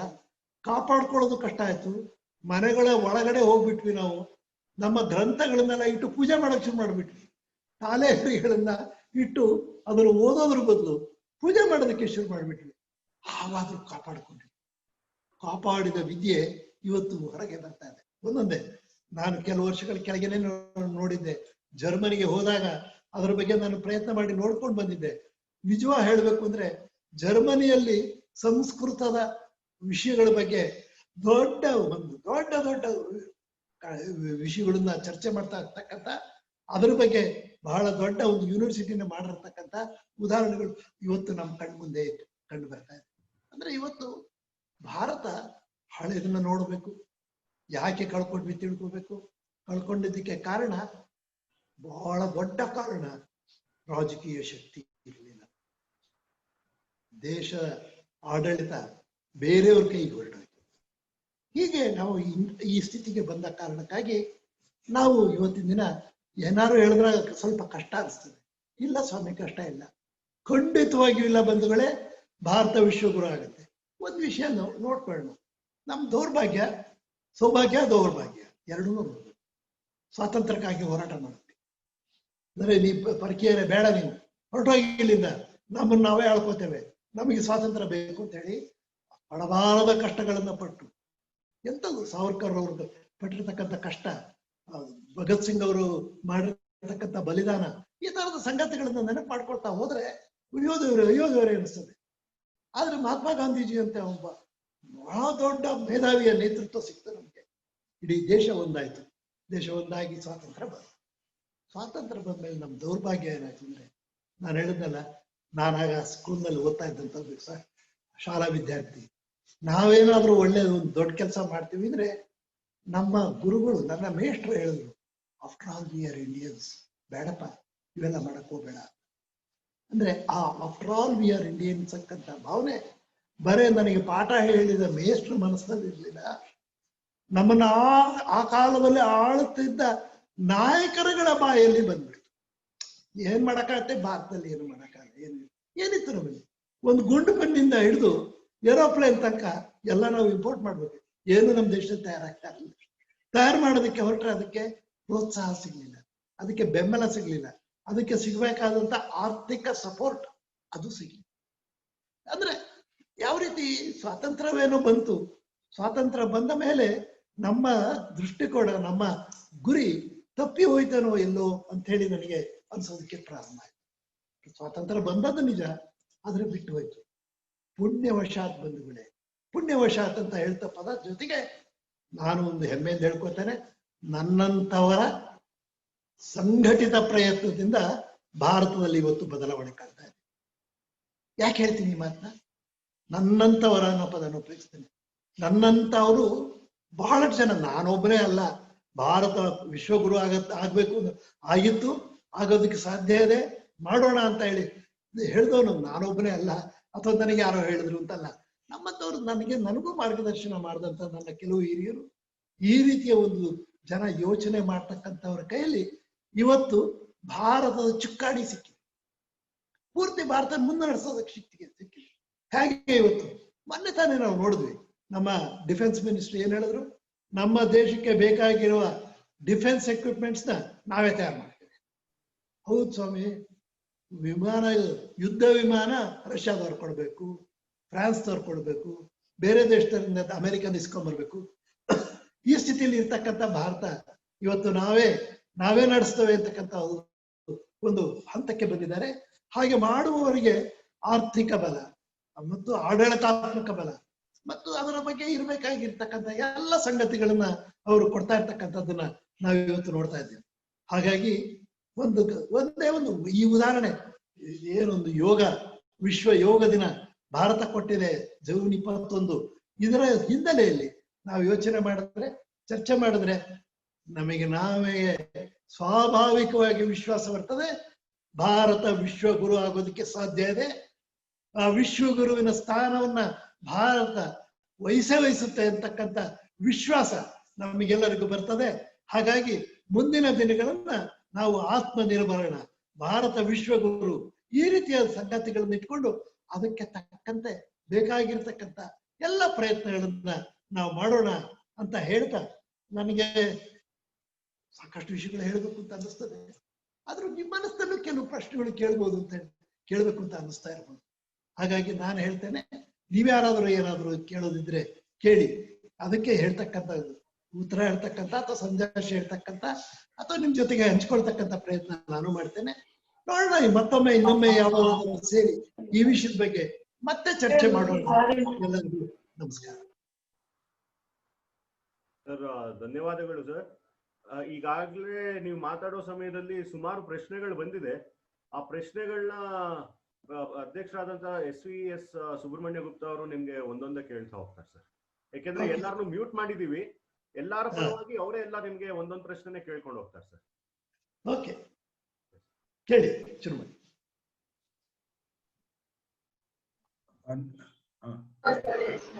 ನಮಸ್ಕಾರ. ನಮಸ್ಕಾರ, ಹೇಳಿ ಸರ್. ನೀವು ಅಯೋಧ್ಯಾಗ ಹೋದಾಗ ಕಾರ್ ಸೇವಕ್ ಟೈಮಲ್ಲಿ ನೀವು ಮತ್ತೆ ಯಡಿಯೂರಪ್ಪನವ್ರ ಪಕ್ಕ ಇದ್ರಂತೆ. ಒಂದು ಗುಂಡು ಪಕ್ಕದಲ್ಲಿ ಆಲ್ಮೋಸ್ಟ್ ಮಿಸ್ ಆಯ್ತು ಅಂತ ಕೇಳ್ಪಟ್ಟೆ. ಇವತ್ತು ಅದು ನೋಡಿದ್ರೆ ಗುದ್ಲಿ ಪೂಜೆ. ನೀವ್ ಏನು ಅವಾಗ್ಲೇ ಹೇಳ್ದಂಗೆ ಏನು ನೀವು ಮುಟ್ಟಿದ್ರು ಒಳ್ಳೇದಾಗತ್ತೆ. ನಿಮ್ ಮನ್ಸು ಗುಣ ಎಲ್ಲ ಒಟ್ಟಿಗೆ ಅದೇ. It is good for our nation ಅಂತ ಹೇಳ್ಬೋದು ಸರ್. ಇಲ್ಲ ನೋಡಿ, ಅಯೋಧ್ಯೆಗೆ ಕಾರ್ ಸೇವೆ ಮಾಡೋದಕ್ಕೆ 92 ಇಸ್ವಿ 2 ಬಾರಿ ನಾನು ಹೋಗಿದ್ದೆ. 90ನೇ ಇಸ್ವಿನ ಹೋದಾಗ ನಾನು, ಯಡಿಯೂರಪ್ಪನವರು, ಈಶ್ವರಪ್ಪನವರು, ಆನಂದರಾಯರು, ನಮ್ಮ ಒಂದು ಶಿವಮೊಗ್ಗದ ತಂಡ, ನಾವು ಒಟ್ಟಾಗಿ ಕರ್ನಾಟಕದಿಂದ ತುಂಬಾ ಜನ ಹೋದ್ರು. ಅಲ್ಲಿ ಹೋದಾಗ ನಮ್ಮನ್ನ ತಡೆದವರು ಅಲ್ಲಿ ಪೊಲೀಸ್ನವರಲ್ಲ, ಮಿಲಿಟರಿ ತರ ವೇಷ ಹಾಕೊಂಡು ಆಟೋಮೆಟಿಕ್ ಗನ್ಸ್ ಇಟ್ಕೊಂಡು ನಮ್ಗೆ ಗನ್ಗಳನ್ನ ನಮ್ಮ ಎದೆಗೆ ಅಡ್ಡ ಇಟ್ಕೊಂಡು ನಿಂತಂತವ್ರು. ಮತ್ತು ಸ್ವಲ್ಪ ದೂರ ನಮ್ಗೆ, ಅಂದ್ರೆ ನಮ್ಮ ಪಕ್ಕದಲ್ಲೇ ಅಲ್ಲ, ಸ್ವಲ್ಪ ದೂರ ಒಂದು 150-200 ಅಡಿ ದೂರದಲ್ಲಿ ಸ್ವಲ್ಪ ಗಲಾಟೆ ಮಾಡಿದವ್ರ ಮೇಲೆ ಗುಂಡಾರಿಸಿ ಅಲ್ಲಿಗೆ ಒಬ್ಬರಿಬ್ರು ಸತ್ತ ಪ್ರಕರಣದ ನಾನು ಸಾಕ್ಷಿದಾರರು. ನಾವು ಅವಾಗ ಆ ರೀತಿ ಕಾರ್ ಸೇವೆಗೆ ಹೋದವರು. ಮತ್ತೆ 92 ಡಿಸೆಂಬರ್ 6ಕ್ಕೆ ಮತ್ತೆ ಹೋಗಿ ಕಾರ್ ಸೇವೆ ಮಾಡಿ ಆ ಒಂದು ಅವಮಾನದ ಪ್ರತೀಕವಾಗಿದ್ದಂತ, ಗುಲಾಮಗಿರಿಯ ಸಂಕೇತವಾಗಿದ್ದಂತ ಆ ಕಟ್ಟಡವನ್ನ ಸ್ವತಃ ನಾವುಗಳೇ ಹೋಗಿ ಬೀಳಿಸಿ ಬಂದದ್ದು ಹೌದು. ಆಗಂದ ಹೇಳ್ತಾ ಇದ್ವಿ ನಾವು, ಏನ್ ಹೇಳ್ತಾ ಇದ್ವಿ, ಕಟ್ಟುವೆವು ಮುಂದರೆ ಒಲ್ಲೆ ಕಟ್ಟುವೆವು. ಸ್ವಾಮಿ, ಭಾರತದ ಇತಿಹಾಸ, ಭಾರತವನ್ನು ನೋಡಿದ್ದೀನಿ ನಾನು, ಬಹಳಷ್ಟು ಸರಿ ಸುತ್ತಿದ್ದೀನಿ, ಎಲ್ಲ ಸಾಕಷ್ಟು ಸುತ್ತಿದ್ದೇನೆ. ಲಕ್ಷಾಂತರ ದೇವಸ್ಥಾನಗಳು ರಾಮನಿಗಿದ್ದಾವೆ, ಹೊಸ ದೇವಸ್ಥಾನಗಳು ಆಗ್ತಾ ಇದ್ದಾವೆ. ಹಾಗಿದ್ಮೇಲೆ ಅಯೋಧ್ಯೆಯಲ್ಲಿ ಮತ್ತೊಂದು ದೇವಸ್ಥಾನ ಯಾಕಪ್ಪ ಅಂತ ಅನ್ನೋರು ನಮ್ಮವರೇ ನಮ್ಮನ್ನ ಈ ಪ್ರಶ್ನೆ ಕೇಳಿದ್ರು. ನಾನು ಅವ್ರಿಗೆ ಒಂದೇ ಒಂದು ಉತ್ತರ ಹೇಳಿದೆ. ಭಾರತದಲ್ಲಿ ಅಯೋಧ್ಯೆಯಲ್ಲಿ ರಾಮ ಜನ್ಮ ತಾಳಿದ, ಇದು ಒಂದು ದಾಖಲೆ. ರಾಮ ಜನ್ಮ ತಾಳಿದ ಜಾಗದಲ್ಲಿ ಅದನ್ನ ಗುರುತಿಡಿದು 100 ವರ್ಷಗಳ ಕೆಳಗೇನೆ ಅಲ್ಲಿ ದೇವಸ್ಥಾನ ಕಟ್ಟಿದ್ರು. ಅದಲ್ಲದೆ ರಾಮನ ಶ್ರೀರಾಮಚಂದ್ರನ ದೇವಸ್ಥಾನ ನನ್ನೂರಲ್ಲೂ ಇದೆ, ನಿಮ್ಮೂರಲ್ಲಿ, ನಮ್ಮೂರಲ್ಲೇ 10 ದೇವಸ್ಥಾನಗಳಿದ್ದಾವೆ. ಅವಲ್ಲ ಪ್ರಶ್ನೆ. ರಾಮ ಜನ್ಮ ತಾಳಿದ ಸ್ಥಳದಲ್ಲಿದ್ದ ದೇವಸ್ಥಾನ ನಮ್ಮ ಮೇಲೆ ಆಕ್ರಮಣ ಮಾಡಿದಂತ ಮೊಘಲರು ಒಂದು ವಿಚಿತ್ರ ಸೈಕಾಲಜಿ ಇದ್ದಂಥವ್ರು. ನೀವು ನಂಬುವ ದೇವರನ್ನ ನೋಡಿ ಒಡೆದಾಕ್ತೀನಿ ಅಂತ ಹೇಳಿ ಆ ರಾಮ ಮಂದಿರವನ್ನ ಒಡೆದಾಕಿ ಅದೇ ಜಾಗದಲ್ಲಿ ಆ ಒಂದು ಕಟ್ಟಡ ಕಟ್ಟಿ ಅದಕ್ಕೆ ಮಸೀದಿ ಅಂತ ಹೆಸರಿಟ್ರು. ಅಲ್ಲಿ ಯಾರು ನಮಾಜ್ ಮಾಡಲಿಲ್ಲ, ಮಾಡಕ್ಕಾಗಿಲ್ಲ. ಆದ್ರೆ ಅವತ್ತಿನಿಂದನೂ 500 ವರ್ಷಗಳ ಕೆಳಗಿಂದಿನ ಅದನ್ನ ಇಲ್ಲ ನಾವು ಒಪ್ಪೋದಿಲ್ಲ, ಇದು ನಮ್ಮ ರಾಮ ಹುಟ್ಟಿದ ಜಾಗ ಇದು ಅಂತ ಹೇಳಿ ಹೋರಾಟ ಮಾಡ್ಕೊಂಡ್ಬಂದು ನೂರಾರು ಸಾವಿರಾರು ಜನ ಪ್ರಾಣಾರ್ಪಣೆ ಮಾಡಿದ ಜಾಗ. ಆ ಜಾಗದಲ್ಲಿ ನಾವು ಕಟ್ಟಬೇಕು, ಕಟ್ತೇವೆ, ಕವ್ವಾಟವೇ ನಾವು ಕಟ್ಟುವೆವು ಮಂದಿರವಲ್ಲೇ ಕಟ್ಟುವೆವು ಅಂತೇಳಿ ಕೂಗಿದವರು ನಾವು. ನಾನು ಮೊನ್ನೆ ಆಗಸ್ಟ್ 5 ಆ ರಾಮಚಂದ್ರನಿಗೆ ಇಲ್ಲಿಂದ ಶಿವಮೊಗ್ಗದಿಂದನೇ ನಮಸ್ಕಾರ ಮಾಡಿದೆ. ಕಾರಣ ಕೊರೋನಾ ತಾಪತ್ರ ಇಲ್ಲದೆ ಇದ್ರೆ ಸ್ವಾಮಿ ನಾನು ಖಂಡಿತ ಅಯೋಧ್ಯೆಗೆ ಹೋಗ್ತಾ ಇದ್ದೆ. ನನ್ನ ಭಾವನಾತ್ಮಕ ಸಂಬಂಧ ಹೇಗಿದೆ ಅನ್ನೋದನ್ನ ಅರ್ಥ ಮಾಡಿ. ಇದು ನಂದು ಮಾತ್ರ ಅಲ್ಲ, ನನಗೊಬ್ಬರಿಗೇನ ರಾಮ ಹುಟ್ಟಿದ್ದು. ಈ ದೇಶದ ಕೋಟಿ ಕೋಟಿ ಕೋಟಿ ಕೋಟಿ ಜನರ ಆರಾಧ್ಯ ದೇವ ರಾಮ. ಅಲ್ಲಿ ಇವತ್ತು ಅಂತ ಅದ್ಭುತ ಒಂದು ಕಾರ್ಯಕ್ರಮ ನಡೀತು. ಶಿಲಾನ್ಯಾಸ ಆಯ್ತು ಆಗಸ್ಟ್ 5. ಒಂದು ಭವ್ಯ ಮಂದಿರ ಬರೋದಕ್ಕೆ ಯಾವುದೇ ಅಡ್ಡಿ ಆತಂಕಗಳಿಲ್ಲ. ಮತ್ತು ಭಾರತದ ಈ ಒಂದು ಮನೋಭೂಮಿಕೆ, ಈ ಸೋಲಿನ ಗುಲಾಮಗಿರಿಯ ಸಂಕೇತ, ಅದು ನೋಡಿದಾಗೆಲ್ಲ ಅನ್ಸಲ್ವಾ ನಿಮಗೆ? ಅಯ್ಯೋ ದೇವರೇ, ನಮ್ಮ ರಾಮ ಹುಟ್ಟಿದ ಜಾಗದವರಿಗೆ ಇಲ್ಲೇನು ಮಾಡ್ಬಿಟ್ಟಿದಾರಲ್ಲ ಅಂತ ಅನಿಸ್ತಾ ಇರಲ್ವ? ನಾನು ಹೋದಾಗ ಕಣ್ಣೀರಿಟ್ಟು ಬಂದಿದ್ದೆ ನೋಡಿದಾಗ. ಈಗ ಹೆಮ್ಮೆಯಿಂದ ನೋಡಿ, ನಾವು ಭಾರತವನ್ನ ಮತ್ತೊಮ್ಮೆ ಅದರ ಗೌರವಯುತ ಸ್ಥಾನಕ್ಕೆ ಕೊಂಡೊಯ್ಯೋದಕ್ಕೆ ಇಲ್ಲಿ ನೋಡಿ ಅಯೋಧ್ಯೆಯೊಳಗೆ ಶ್ರೀರಾಮ ಮಂದಿರದ ಶಿಲಾನ್ಯಾಸ ಆಗಿದೆ, ಭವ್ಯ ಮಂದಿರ ಆಗತ್ತೆ ಅಂತ ಹೇಳಿ ಸಂತೋಷ ಪಡ್ತಾ ಇರ್ತಕ್ಕಂಥ, ಸಮಾಧಾನವನ್ನು ಹೊಂದಿರತಕ್ಕಂಥ ಮನೋಭಾವನೆಯನ್ನ ನಾನು ಹೊಂದಿದ್ದೆ.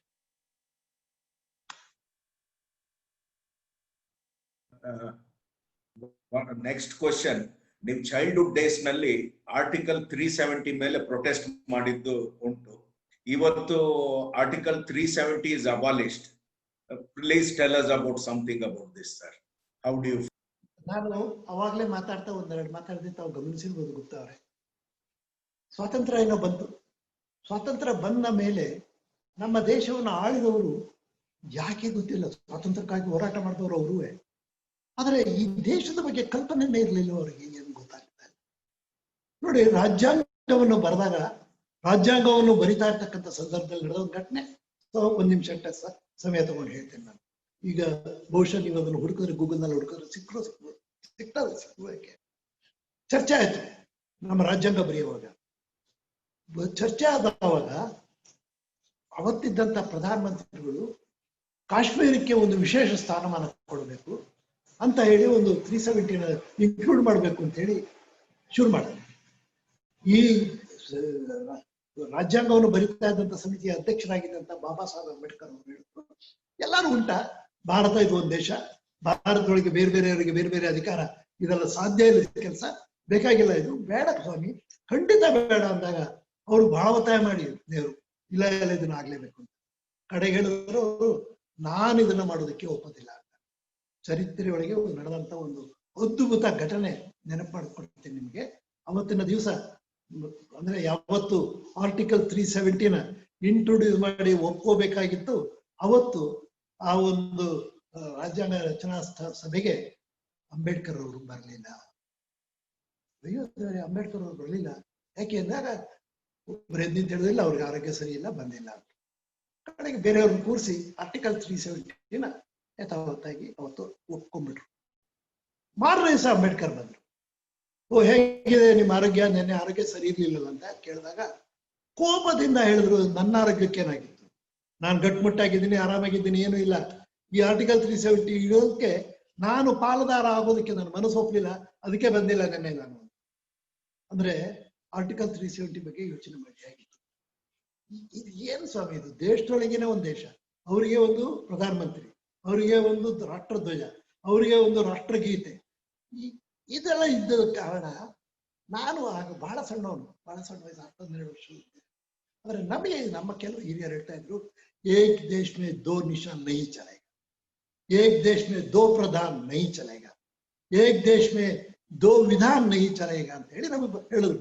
ಹಿಂದೆ ಅರ್ಥ ಆಗ್ತಾ ಇರ್ಲಿಲ್ಲ. ಹಂಗಂದ್ರೆ ಏನು ಅಂತ ಕೇಳಿದೆ. ಹೇಳಿದ್ರು ನನಗೆ, ಒಂದ್ ದೇಶದೊಳಗೆ 2 ಸಂವಿಧಾನ, ಒಂದ್ ದೇಶದೊಳಗೆ 2 ಪ್ರಧಾನಮಂತ್ರಿ, ಒಂದ್ ದೇಶದೊಳಗೆ 2 ಬಾವುಟ, ನನಗೆ ನೆನಪಿದೆ ಸ್ವಾಮಿ, ನಮ್ಮ ಊರಿನೊಳಗೆ ಹಿಂದೆಲ್ಲ ಬ್ರಿಟಿಷರದ್ದು ಧ್ವಜನೂ ಹಾರಿಸ್ತಾ ಇದ್ರು, ನಮ್ಮ ರಾಷ್ಟ್ರ ಧ್ವಜನು. ನಿಮ್ಗೆ ಹಳೆ ಯಾರು ಮೈಸೂರು ಬ್ಯಾಂಕ್ನವ್ರು ಯಾರು ಹಳಬರು ಇದ್ರೆ ಕೇಳಿ, ಅವ್ರ ಮುಂದೆ ಅವ್ರ ಆಫೀಸ್ ಮುಂದೆ 2 ಇತ್ತ ಬಾವುಟ ಊಟಗಳು. ಒಂದರೊಳಗೆ ಬ್ರಿಟಿಷರ ಬಾವುಟ, ಒಂದಲ್ಲಿ ಭಾರತದ ಬಾವುಟ ಹಾರಿಸ್ತಾ ಇದ್ರು ಬಹಳ ವರ್ಷಗಳ ಕಾಲ. ಆಮೇಲೆ ಅದು ನಿಂತೋಯ್ತು. ಅಂದ್ರೆ 2 ಬಾವುಟ ಇರಬಾರ್ದು. ಆದ್ರೆ ಕಾಶ್ಮೀರದೊಳಗೆ ಮೊನ್ನೆ ತನಕ, ಕಳೆದ ವರ್ಷ ಆಗಸ್ಟ್ 5ರ ತನಕ ಅಲ್ಲಿ 2 ಬಾವುಟ, 2 ಪ್ರಧಾನಮಂತ್ರಿ. ಇದೇನು ಸ್ವಾಮಿ ಇದು? ಹಾಗಾಗಿ ಇದರ ವಿರುದ್ಧವಾಗಿ ನಾವು ದೇಶಾದ್ಯಂತ ಸತ್ಯಾಗ್ರಹ ಮಾಡಿದಾಗ ಆ ಸತ್ಯಾಗ್ರಹದಲ್ಲಿ ಪಾಲ್ಗೊಂಡವ್ರ ಪೈಕಿ ನಾನು ಪಾಲ್ಗೊಂಡಿದ್ದೀನಿ. ಕಾಶ್ಮೀರಕ್ಕೆ ಹೋಗಿದ್ದೆ, ಜಮ್ಮುಗೆ ಹೋಗಿದ್ದೆ, ಅಲ್ಲಿ ಅರೆಸ್ಟ್ ಮಾಡಿ ನಮ್ಮನ್ನು ಜೈಲಿಗೆ ಹಾಕಿದ್ರು. ನಮ್ಮ ನಾಯಕರಾಗಿದ್ದಂತ ಶ್ಯಾಮಾ ಪ್ರಸಾದ್ ಮುಖರ್ಜಿಯವರು ಇದು ಏಕ್ ದೇಶ್ ಮೇ ದೋ ನಿಶಾನ್ ದೋ ಪ್ರಧಾನ್ ನೈ ಚಲೇಗ ಅಂತ ಹೇಳಿ ಘೋಷಣೆಗೆ ಹೋಗ್ತಾ ಕಾಶ್ಮೀರದ ಒಳಗಡೆ ಹೋದಾಗ ಅವ್ರನ್ನ ಅರೆಸ್ಟ್ ಮಾಡೋದು. ಅಂದ್ರೆ ಆಗಲ್ಲಿ ಒಳಗೆ ಹೋಗೋದಕ್ಕೆ ಪಾಸ್ಪೋರ್ಟ್ ಬೇಕಿತ್ತು, ನಮ್ ದೇಶದೊಳಗೆ ಹೋಗೋದಕ್ಕೆ. ನಮ್ ದೇಶ ಸ್ವಾಮಿ ಇದು, ನಮಗೆ ಯಾಕೆ ಪಾಸ್ಪೋರ್ಟ್ ಒಳಗೆ ಹೋಗಿದ್ದಕ್ಕೆ? ನಿನ್ನ ಹತ್ರ ಪಾಸ್ಪೋರ್ಟ್ ಇಲ್ಲ ಅಂತ ಹೇಳಿ ಅವ್ರನ್ನ ಅರೆಸ್ಟ್ ಮಾಡ್ಬಿಟ್ರು. ಜೈಲಿನಲ್ಲಿ ಅವ್ರನ್ನ ಕೊಂದಾಕ್ಬಿಟ್ರು. ಶೇಖ್ ಅಬ್ದುಲ್ಲಾ ಅವರು ಮತ್ತು ನೆಹರೂರವರ ಒಂದು ಕುತಂತ್ರದಿಂದ ಅವರು ತೀರ್ಕೊಂಡ್ರು. ಶ್ಯಾಮಾ ಪ್ರಸಾದ್ ಮುಖರ್ಜಿ ಬಗ್ಗೆ ನೋಡೋಣ ಇನ್ಯಾವಾಗ ಮಾತಾಡಿದಾಗ ಅವ್ರ ಬಗ್ಗೆ ನನಗೆ ಗೊತ್ತಿರೋದನ್ನ ನಾನು ಹೇಳೋದು. ಅಂದ್ರೆ ಈ ರೀತಿಯ ಹೋರಾಟಗಳನ್ನ ಮಾಡಿದಂತ ಪಾರ್ಟಿಯವರು ನಾವು, ಅದನ್ನ ನಂಬಿಕೆಯನ್ನು ಇಟ್ಟಂತವ್ರು ನಾವು. ಮೊನ್ನೆ ದಿವಸ ಕಳೆದ ವರ್ಷ ಆಗಸ್ಟ್ 5ನೇ ತಾರೀಕು ಪಾರ್ಲಿಮೆಂಟ್ ನೊಳಗೆ ಆರ್ಟಿಕಲ್ 370 ಮತ್ತು 35A ಕಿತ್ತ ಹಾಕಿದ ದಿವಸ ನನ್ನ ಮನಸ್ಸಿಗೆ ಆದ ಆನಂದ. ಯಾಕೆಂದ್ರೆ ನನಗೆ ಜಮ್ಮುವಿಗೆ ಹೋಗಿ ಅರೆಸ್ಟ್ ಆಗಿದ್ದು ನೆನಪಿದೆ, ಕಾಶ್ಮೀರ ಶ್ರೀನಗರಕ್ಕೆ ಹೋಗಿ ಅರೆಸ್ಟ್ ಆಗಿದ್ದು ನೆನಪಿದೆ, ಮತ್ತು ಸತ್ಯಾಗ್ರಹದಲ್ಲಿ ಪಾಲ್ಗೊಳ್ಳೋದಕ್ಕಾಗಿ ಬಂದಾಗ ಬೆಂಗಳೂರು ರೈಲ್ವೆ ನಿಲ್ದಾಣದಲ್ಲೇ ನನ್ನನ್ನು ಅರೆಸ್ಟ್ ಮಾಡಿದ್ದು ನನಗೆ ನೆನಪಿದೆ. ಶಿವಮೊಗ್ಗದಲ್ಲೂ ಅರೆಸ್ಟ್ ಆಗಿದ್ದೀನಿ ನಾನು ಈ ವಿಷಯಕ್ಕಾಗಿ. ಅಂದ್ರೆ ಅದೆಲ್ಲ ಸಾರ್ಥಕ ಆಯ್ತು. ನನ್ನ ನಂಬಿಕೆ ಸರಿಯಾಗಿದೆ, ನನ್ನ ಹೋರಾಟಕ್ಕೆ ಜಯ ಸಿಕ್ಕಿದೆ ಅಂತ ಹೇಳಿ ಸಂತೋಷ. Next question again on new education minister ಆಗಿದ್ರಿ. Lot of improvements you have made on the new education policy. Can you, what is your say on that? ಖಂಡಿತವಾಗಿಯೇ ನಾನು ಉನ್ನತ ಶಿಕ್ಷಣ ಸಚಿವನಾಗಿ ಇದ್ದಂತ ಕಾಲದಲ್ಲಿ ಕೆಲವು ಆ ಸಮಯದ ಸಂದರ್ಭದಲ್ಲಿ ಏನೇನು ಸಾಧ್ಯ ಅದನ್ನು ಮಾಡಿದೆ. ಆದರೆ ಕೆಲವು ಸಂಗತಿಗಳನ್ನು ನಾನು ಆಗ್ಲಿಂದಲೇ ಹೇಳ್ತಾ ಇದ್ದೆ.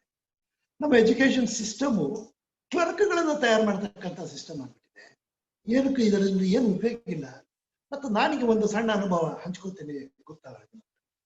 ಆಗ ನಮ್ಮ ಇನ್ಫೋಸಿಸ್ನ ನಾರಾಯಣ ಮೂರ್ತಿಗಳ ಜೊತೆಗೆ ನಾನು ಒಂದು ಮಾತಾಡೋದಕ್ಕೆ ಅವಕಾಶ ಸಿಕ್ತು. ಆಗ ಅವ್ರು ಹೇಳಿದ್ರು, ಅಲ್ಲ ಒಂದು ಸಚಿವರೇ, ನಾನು ಸಚಿವರೇ ಅಂತ ಸಂಬೋಧಿಸ್ತಾ ಇದ್ರು. ಸಚಿವರೇ, ನೀವು ಎಂತ ಹುಡುಗರು ಎಂತ ಮೆಟೀರಿಯಲ್ ತಯಾರು ಮಾಡ್ತೀರಾ? ಎಲ್ಲ ರಾ ಮೆಟೀರಿಯಲ್ ಅದಕ್ಕೇನು ಗೊತ್ತೇ ಇಲ್ಲ. ನಮ್ಮ ಇನ್ಸ್ಟಿಟ್ಯೂಷನ್ಗೆ ಬಂದ್ಮೇಲೆ ಆ ರಾ ಮೆಟೀರಿಯಲ್ಗೆಲ್ಲ ರಿಪೇರಿ ಮಾಡಿ ಪಾಠ ಹೇಳ್ಕೊಟ್ಟು ನಾವು ನಮ್ ಕೆಲಸ ಕಟ್ತೇವೆ. ನಿಮ್ ಸಿಸ್ಟಮೇ ಚೆನ್ನಾಗಿಲ್ಲ, ನೀವು ಇದ್ರ ಸರಿ ಮಾಡಿ ಅಂತ. ಅಂದ್ರೆ ಎಲ್ಲ ಒಬ್ಬ ಎಂಜಿನಿಯರಿಂಗ್ ಸ್ಟೂಡೆಂಟ್ಗೆ ಏನು ಹೇಳ್ಕೊಡ್ಬೇಕು ಅಂದ್ರೆ ಯಾವ್ದೋ ಕಾಲದಲ್ಲಿ ಇದ್ದಂತ ಅದನ್ನೇ ಹೇಳ್ಕೊಡ್ತಾ ಇದ್ವಿ ಹೊರತು ಅದನ್ನ ಸರಿ ಮಾಡ್ತಕ್ಕಂತ ಅಂದ್ರೆ ಅದೊಂದು ಮಾತ್ರ ಎಲ್ಲ ಒಳ್ಳೆದುಂಟು. ಈಗ ನೋಡಿ, ನಿನ್ನೆ ದಿವಸ ಸ್ವಾತಂತ್ರ್ಯ ದಿನೋತ್ಸವ ದಿವಸ ನಮ್ಮ ಇಡೀ ರಾಜ್ಯದ, ಇವತ್ತೇನೋ ಕರೋನಾ ಶಾಲಾ ಕಾಲೇಜುಗಳು ಬಂದಾಗಿದೆ. ಆದ್ರೆ ರಾಜ್ಯಗಳಲ್ಲಿ ಅಲ್ಲಲ್ಲೇ ಅವರವರ ಶಾಲೆಗಳಲ್ಲಿ ಹಿಂದೆ ಅಥವಾ ನಾಳೆ ಮುಂದೆ ಆಯಾ ಜಿಲ್ಲೆಯ ಸ್ವಾತಂತ್ರ್ಯ ಹೋರಾಟಗಾರರ ಬಗ್ಗೆ ಏನಾದ್ರು ತಿಳಿಸ್ತಕ್ಕಂತ ಒಂದು ಪ್ರಯತ್ನ ಎಲ್ಲರೂ ಆಗಿದೆಯಾ, ಗೊತ್ತಿದೆಯಾ? ಒಂದು ಟೆಕ್ಸ್ಟ್ ಬುಕ್ ಆಯಾ ಜಿಲ್ಲೆ, ಈಗ ಮಂಡ್ಯ ಜಿಲ್ಲೆಯಲ್ಲಿ ಏನೇನು ಹೋರಾಟ ಆಯ್ತು, ಇದ್ರೊಳಗೆ ಮೈಸೂರಲ್ಲಿ ಏನೇನು ಹೋರಾಟ ಆಯ್ತು, ಶಿವಮೊಗ್ಗದಲ್ಲಿ ಏನಾಯ್ತು, ಈ ರೀತಿಯ ಆ ಹೋರಾಟಗಾರರ ನೆನಪುಗಳನ್ನು ಮಾಡ್ತಕ್ಕಂಥ ಒಂದು ಪ್ರಯತ್ನ ಮಾಡ್ಬೇಕು. ಮತ್ತು ನಮ್ಗೆ ಇದು ಎಲ್ಲಿಗೆ ಬಂದ್ಬಿಡ್ತು ಸ್ವಾಮಿ, ನಾವು ನಮ್ಮ ಮಾತೃಭಾಷೆ ಬಿಟ್ಟು ಇನ್ಯಾವುದೋ ಭಾಷೆಯಲ್ಲಿ ಪಾಠ ಅರ್ಥ ಆಗತ್ತ? ನಾನು ಹೇಳಿದ್ರೆ ನೀವು ಯಾರು ನಗ್ತಿರೋ ಅನ್ನೋ ಗೊತ್ತಿಲ್ಲ ನನಗೆ, ಆದ್ರೂ ಹೇಳ್ತೇನೆ. ನಾನು ಕನ್ನಡ ಮೀಡಿಯಂನಲ್ಲಿ ಓದೋದು, SSLC ಕನ್ನಡದಲ್ಲಿ ಪಾಸ್ ಆಯ್ತು. ಆಗ ಇಂಟರ್ಮೀಡಿಯೇಟ್ ನಮ್ಮ ಕಾಲದಲ್ಲಿ ಇಂಟರ್ಮೀಡಿಯೇಟ್ ಕಾಲೇಜಿಗೆ ಹೋಗಿ ಸೇರಿದ್ರೆ ಆಗ ಆಟೋಮೆಟಿಕ್ ಆಗಿ ಇಂಗ್ಲಿಷ್ ಮೀಡಿಯಂ ಹೋಗಿ ಕುತ್ಕೊಂಡೆ. ನಾನು ಆಗಿನ SSLC ಅರ್ಥಮೆಟಿಕ್ ನಲ್ಲಿ 100ಕ್ಕೆ 100 ಮಾರ್ಕ್ಸ್ಗಳನ್ನು ತಗೊಂಡಿದ್ದಂತ ವಿದ್ಯಾರ್ಥಿ. ಹೋಗಿ ಕುತ್ಕೊಂಡ್ರೆ ಆ ಅವತ್ತು ಒಂದು ಮ್ಯಾಥಮೆಟಿಕ್ಸ್ ಪೀರಿಯಡ್ ನಲ್ಲಿ ಮೇಷ್ಟ್ರು ಪಾಠ ಮಾಡೋದಕ್ಕೆ ಶುರು ಮಾಡಿದಾಗ ಅವ್ರು ಹೇಳಿದ ಕೆಲವು ಪದಗಳು ನೀವೆಲ್ಲ ನಗೋದು. ನಾನು ಕೇಳಿದ್ರೆ ಮಲ್ಟಿಪ್ಲೈ ಅನ್ನೋದು ನನಗೆ ಅರ್ಥ ಆಗಿಲ್ಲ ಸ್ವಾಮಿ. ಹಂಗಂದ್ರೆ ಕನ್ನಡ ಮೀಡಿಯಂನಲ್ಲಿ ಓದೋದು. ನನ್ನ ಇಂಗ್ಲಿಷ್ ಜ್ಞಾನಕ್ಕೆ ಈಗೇನು ಕೊರತೆ ಆಗಿಲ್ಲ. ನಾನು ಇಂಗ್ಲಿಷ್ ನಿಮ್ ಜೊತೆಗೆ ಮಾತಾಡ್ದಲ್ಲ, ಪ್ರಪಂಚ ಎಲ್ಲ ಸುತ್ತ ಬಂದಿದ್ದೀನಿ. ಆದ್ರೆ ನಮ್ಮ ಭಾಷೆಯಲ್ಲಿ ಹೇಳೋದ್ರ ಬದಲು ಬೇರೆ ಭಾಷೆಯಲ್ಲಿ ಹೇಳಿದ್ರೆ ಅದನ್ನು ತಿಳ್ಕೊಳ್ಳೋಷ್ಟೊತ್ತಿಗೆ ಸಾಕಾಗೋಯ್ತು ನಮಗೆ. ಇವತ್ತಿನ ನಮ್ಮ ಮಕ್ಕಳ ಗತಿ ನೋಡಿ, ಮನೆಯಲ್ಲಿ ಕನ್ನಡ, ತೆಲುಗು, ಮರಾಠಿ ಮಾತಾಡ್ತವೆ ಮಕ್ಕಳು. ಸ್ಕೂಲಿಗೆ ಒತ್ತಡ ಇಂಗ್ಲಿಷು, ಅವಕ್ಕೆ ಇಂಗ್ಲಿಷು ಬರೋಲ್ಲ, ಮಾತೃಭಾಷೆನೂ ಬರೋಲ್ಲ, ಆ ಸ್ಥಿತಿಗೆ ಬಂದಿದ್ದೇವೆ. ಹಾಗಾಗಿ ನಾನು ಅವತ್ತೇ ಹೇಳಿದ್ದೆ, ಒಂದು ಭಾಷೆ, ಒಂದು ಸಿಲೆಬಸ್, ಇವುಗಳಲ್ಲಿ ವ್ಯತ್ಯಾಸಗಳನ್ನ ಆಗ್ಬೇಕು, ಸಮಗ್ರ ಬದಲಾವಣೆ ಆಗ್ಬೇಕು. ಮತ್ತು ಮಕ್ಕಳಿಗೆ ಕೆಲವು ಸಂಗತಿಗಳು, ಈಗ ನಾನು ಆಗ್ಲೇ ಚೂರ್ನಲ್ಲಿ ಹೇಳಿದೆ, ಭಾರತ ಇಂಥ ಭಾರತ ಇದು, ಅಂತ ಭಾರತೀಯರು ನಾವು, ನಮಗೆ ತೊಂದರೆ ಇದೆ ಸರಿ ಮಾಡೋಣ ಅಂತ ಹೇಳಿ ಯಾವ್ದಾರ ಮಗುಗೆ ಹೇಳ್ಕೊಟ್ಟಿದೀವ? ಎಲ್ಲರೂ ಸಿಗುತ್ತಾ ಮಗುಗೆ? ಆ ವಿಷಯ ಎಲ್ಲರೂ ಗೊತ್ತಾಗತ್ತಾ ಮಗುವಿಗೆ? ಸಿಗಬಹುದು, ವಿಷಯನೇ ಸಿಗಕ್ಕೆ ಸಾಧ್ಯ ಇಲ್ಲ. ಈ ರೀತಿ ಪರಿಸ್ಥಿತಿ ಇರೋ ಕಾರಣಕ್ಕಾಗಿ ಬದಲಾವಣೆ ಆಗ್ಬೇಕು ಅಂತ ಹೇಳಿ ಆಸೆ ಪಟ್ಟಿದ್ದೆ.